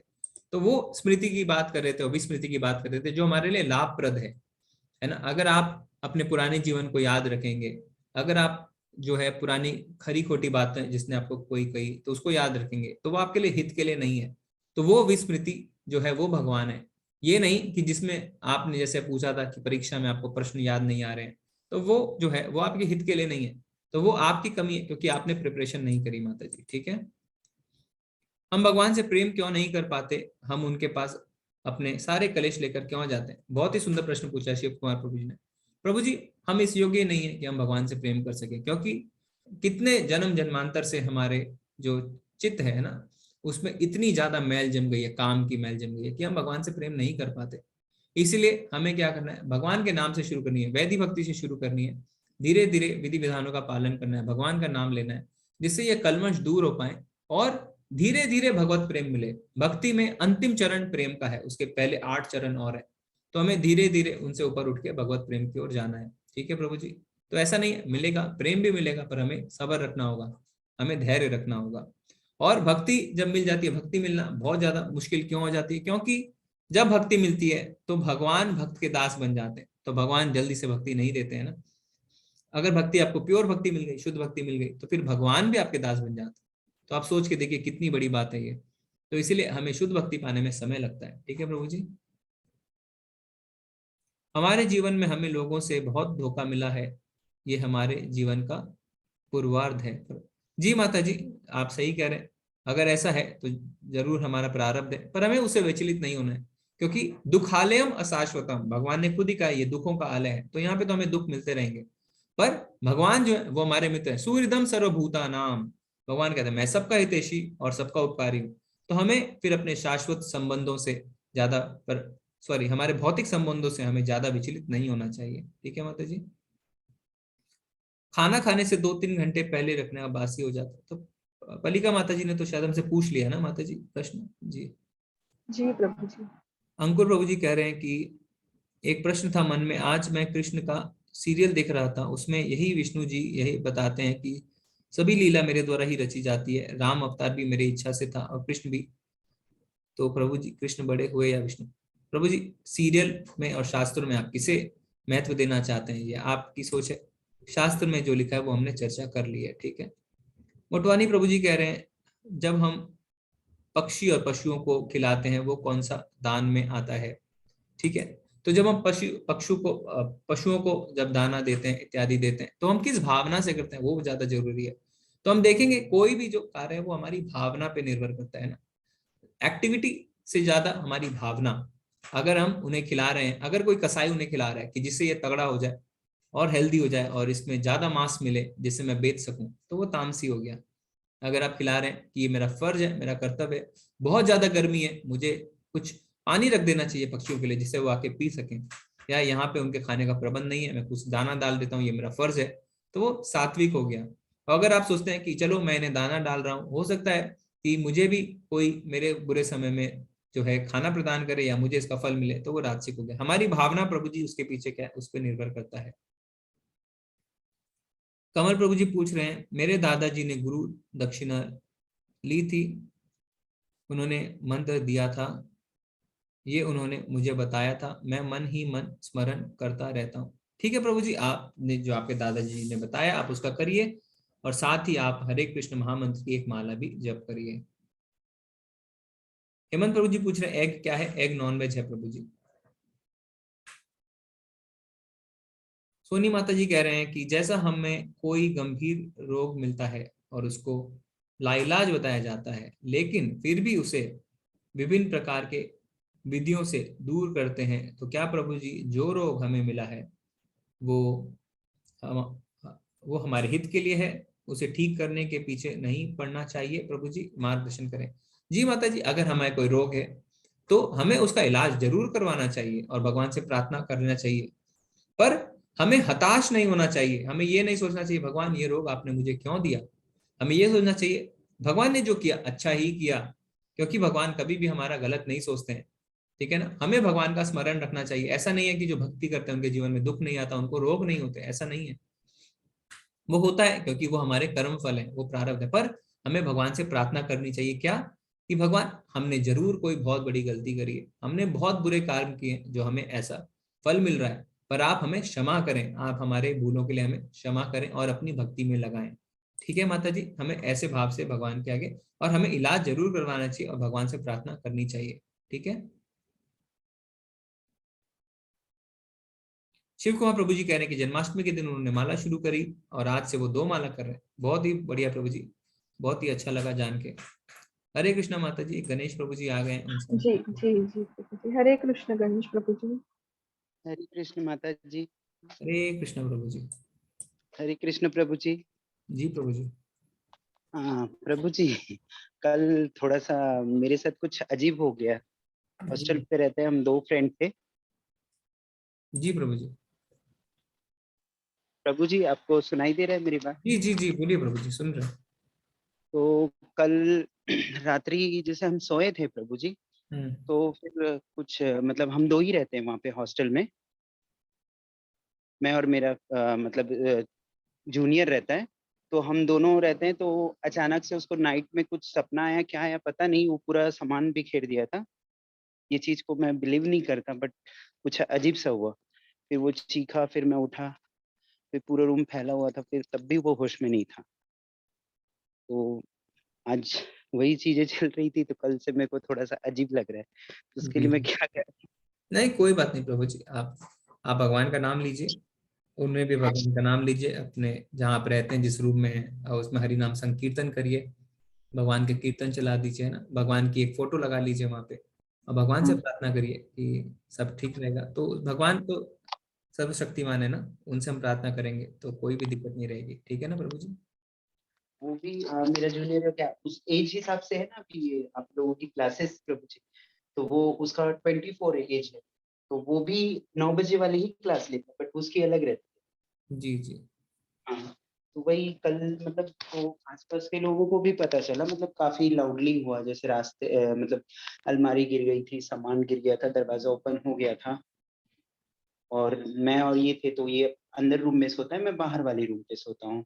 तो वो कुछ मतलब मैं कभी ट्रस्ट नहीं करता, बिलीव नहीं करता, क्योंकि मैं हमेशा पॉजिटिव वे सोचता ही रहता हूँ। तो ये चीज़ हुई, तो थोड़ा-सा जैसे परसों हुआ था ये बात, कल रात में भी हम अच्छे से सो नहीं पाए। जी जी। वो कोई बात और नहीं प्रभु जी, आप क्या करिए, आप जहाँ भी रहते हैं आपको घबराने की आवश्यकता बिल्कुल नहीं है। तो उसमें आप भगवान का नाम संकीर्तन करिए, भगवान का कीर्तन करिए ना। आप जो है काफी लोग मिलके और रथ जगह भी कर सकते हैं, भगवान का पूरी रात कीर्तन करिए, अच्छे से भगवान का नाम लीजिए और वहां पे भगवान की तस्वीर भी लगाइए। ठीक है ना प्रभु जी? और सबको बुला के, हाँ, आप फिर प्रसाद भी बांटिए, तो सब ठीक रहेगा प्रभु जी। इसमें आपको घबराने की आवश्यकता नहीं है, आपको भगवान पे विश्वास रखना है। भगवान सर्वशक्तिमान है, भगवान सारे देवताओं के, सारे लोगों के परमेश्वर है, हमारे हितैषी हैं। ठीक है ना प्रभु जी?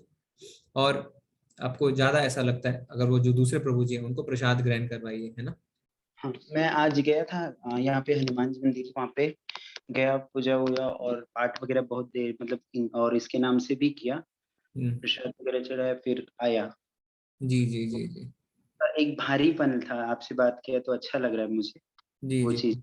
नहीं तो भगवान सबके नियंत्रक हैं, भगवान सब कुछ नियंत्रण, हमें सिर्फ क्या करना है, भगवान पे अगर हम विश्वास रखते हैं ना, सब कुछ कंट्रोल कर सकते हैं प्रभु जी। ठीक है, भगवान सब कुछ कंट्रोल कर सकते हैं। मैं वैसे सुबह उठ के बताया था ना प्रभु जी, मेरी आदत है सुबह गाना लगाना, मतलब सुबह 5:30 बजे उठ के मैं हनुमान चालीसा डे के वाइज में जैसे गाने चलते हैं ना, सोमवार को ये चला, मंगल को ये, ऐसा चलता है मेरा।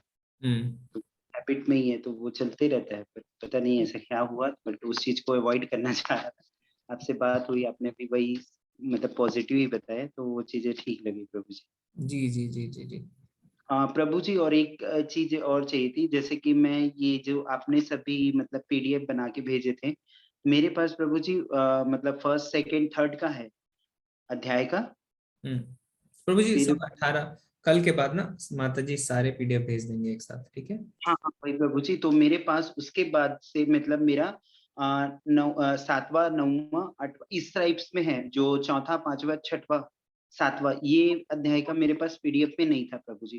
तो मैंने क्या, जैसे आपने भेजा वो काफी अच्छा लगा, तो मैं स्कूल पे वो फाइल बना के रखा हूँ। तो मैंने उस का पूरा फाइल बनाया, तो एक बुक्स जैसे जैसे आप दिए ना उसके हिसाब से इसके अकॉर्डिंग, और कुछ कुछ अपना वर्ड जैसे बच्चों को समझ में वैसा मैं कुछ बना रहा था। जी तो जी। वो मुझे जैसे बीच का खाली रह गया ना, तो वो चीजें थोड़ी सी चाहिए, तो आप जैसे मिल बोले जाएगी। आपका। जी जी, आपको मिल जाएगी प्रभु जी, है ना? और प्रभु जी माला के लिए बस मुझे ये बता दीजिए, मैं कैसे टाइप किस माला माला कैसे करना है, आपने जैसे बताया था मुझे उस दिन, तो मुझे जैसे आता मैंने किया, बट मैं चाहता हूँ आपके तरीके से, आप जैसे मुझे बताएं उस। तरीका एक ही है ना प्रभु जी। देखिए, माला आपको सुमेरु है, इससे शुरू करनी है, यहाँ पे पंच तत्व मंत्र कहना है, जय श्री कृष्ण चैतन्य प्रभु नित्यानंद श्री अद्वैत गदाधर श्रीवासादि गौर भक्तवृंद। फिर बढ़ाना है, हरे कृष्ण कृष्ण कृष्ण हरे हरे, हरे राम राम राम हरे हरे, हरे कृष्ण कृष्ण कृष्ण हरे हरे, हरे राम राम राम हरे। फिर आप एक माला से ज्यादा करेंगे तो लास्ट में जब आप सुमेरु के पास आ जाएंगे ऐसे, तो सुमेरु को क्रॉस मत करिएगा, आप उस माला को ऐसे घुमा लीजिएगा, ठीक है। हरे कृष्ण प्रभु जी, धन्यवाद प्रणाम। तो माता जी ये कह रहे हैं चैट में कि मैं किसी कार्य को लेकर दृढ़ संकल्प रहती हूँ कि मैं ये कार्य नहीं करूंगी, फिर भी मुझसे वो कार्य हो जाता है, इसके लिए मुझे अच्छा नहीं लगता, मैं क्या करूं। तो माता जी वो कार्य आपसे क्यों होता है? क्योंकि आप उससे आसक्त रहते हैं, आप उसके बारे में बार बार सोचते हैं, इसीलिए वो कार्य आपसे हो जाता है, ठीक है। तो हमें जो करना है उस पर ध्यान लगाना है, जो नहीं करना उस पर ध्यान नहीं लगाना। ग्लास में जूस भरना है, दूध भरना है, पानी भरना है या गंदा पानी भरना है, वो आप पे निर्भर करता है। तो हमें अगर भगवान की ओर ध्यान लगाना है, अच्छे कार्य में ध्यान लगाना है, तो वहां ध्यान लगाइए। बुरे कार्य जो आपको नहीं करने, उससे आपका ध्यान हट जाएगा, और जैसे ही उससे आपका ध्यान हट जाएगा आप उस कार्य को नहीं करेंगे। हम उसे कब करते हैं? जब हमारी आसक्ति हो जाती है, ठीक है माता जी। आप इसको प्रयास करिए, अभ्यास करिए, आपको जरूर सफलता मिलेगी। हरे कृष्णा। तो हम चलते हैं, आप सबका बहुत बहुत धन्यवाद। तो आप 17वें अध्याय का 28वां श्लोक पठन करके आइएगा, वो श्लोक ऑफ द डे। कल हमारा आखिरी अध्याय रहेगा, तो आप सब आए जुड़े। और माला हम कल 2 करेंगे, एक माला करेंगे विक्रम प्रभु जी और दूसरी माला करेंगे चरण प्रभु जी, ठीक है। वाञ्छाकल्पतरुभ्यश्च कृपा सिन्धुव एव च पतितनां पावनेभ्यो वैष्णवेभ्यो नमो नमः। अनंत कोटि वैष्णव वृंद की जय, श्री प्रभुपाद की जय। आप सबको धन्यवाद प्रणाम। हरे कृष्ण। हरे कृष्ण प्रभु जी, दंडवत प्रणाम। हरे कृष्ण प्रभु जी, हरे कृष्ण माता जी, दंडवत प्रणाम। हरे कृष्ण प्रभु जी, हरे कृष्ण माता जी, हरे कृष्ण।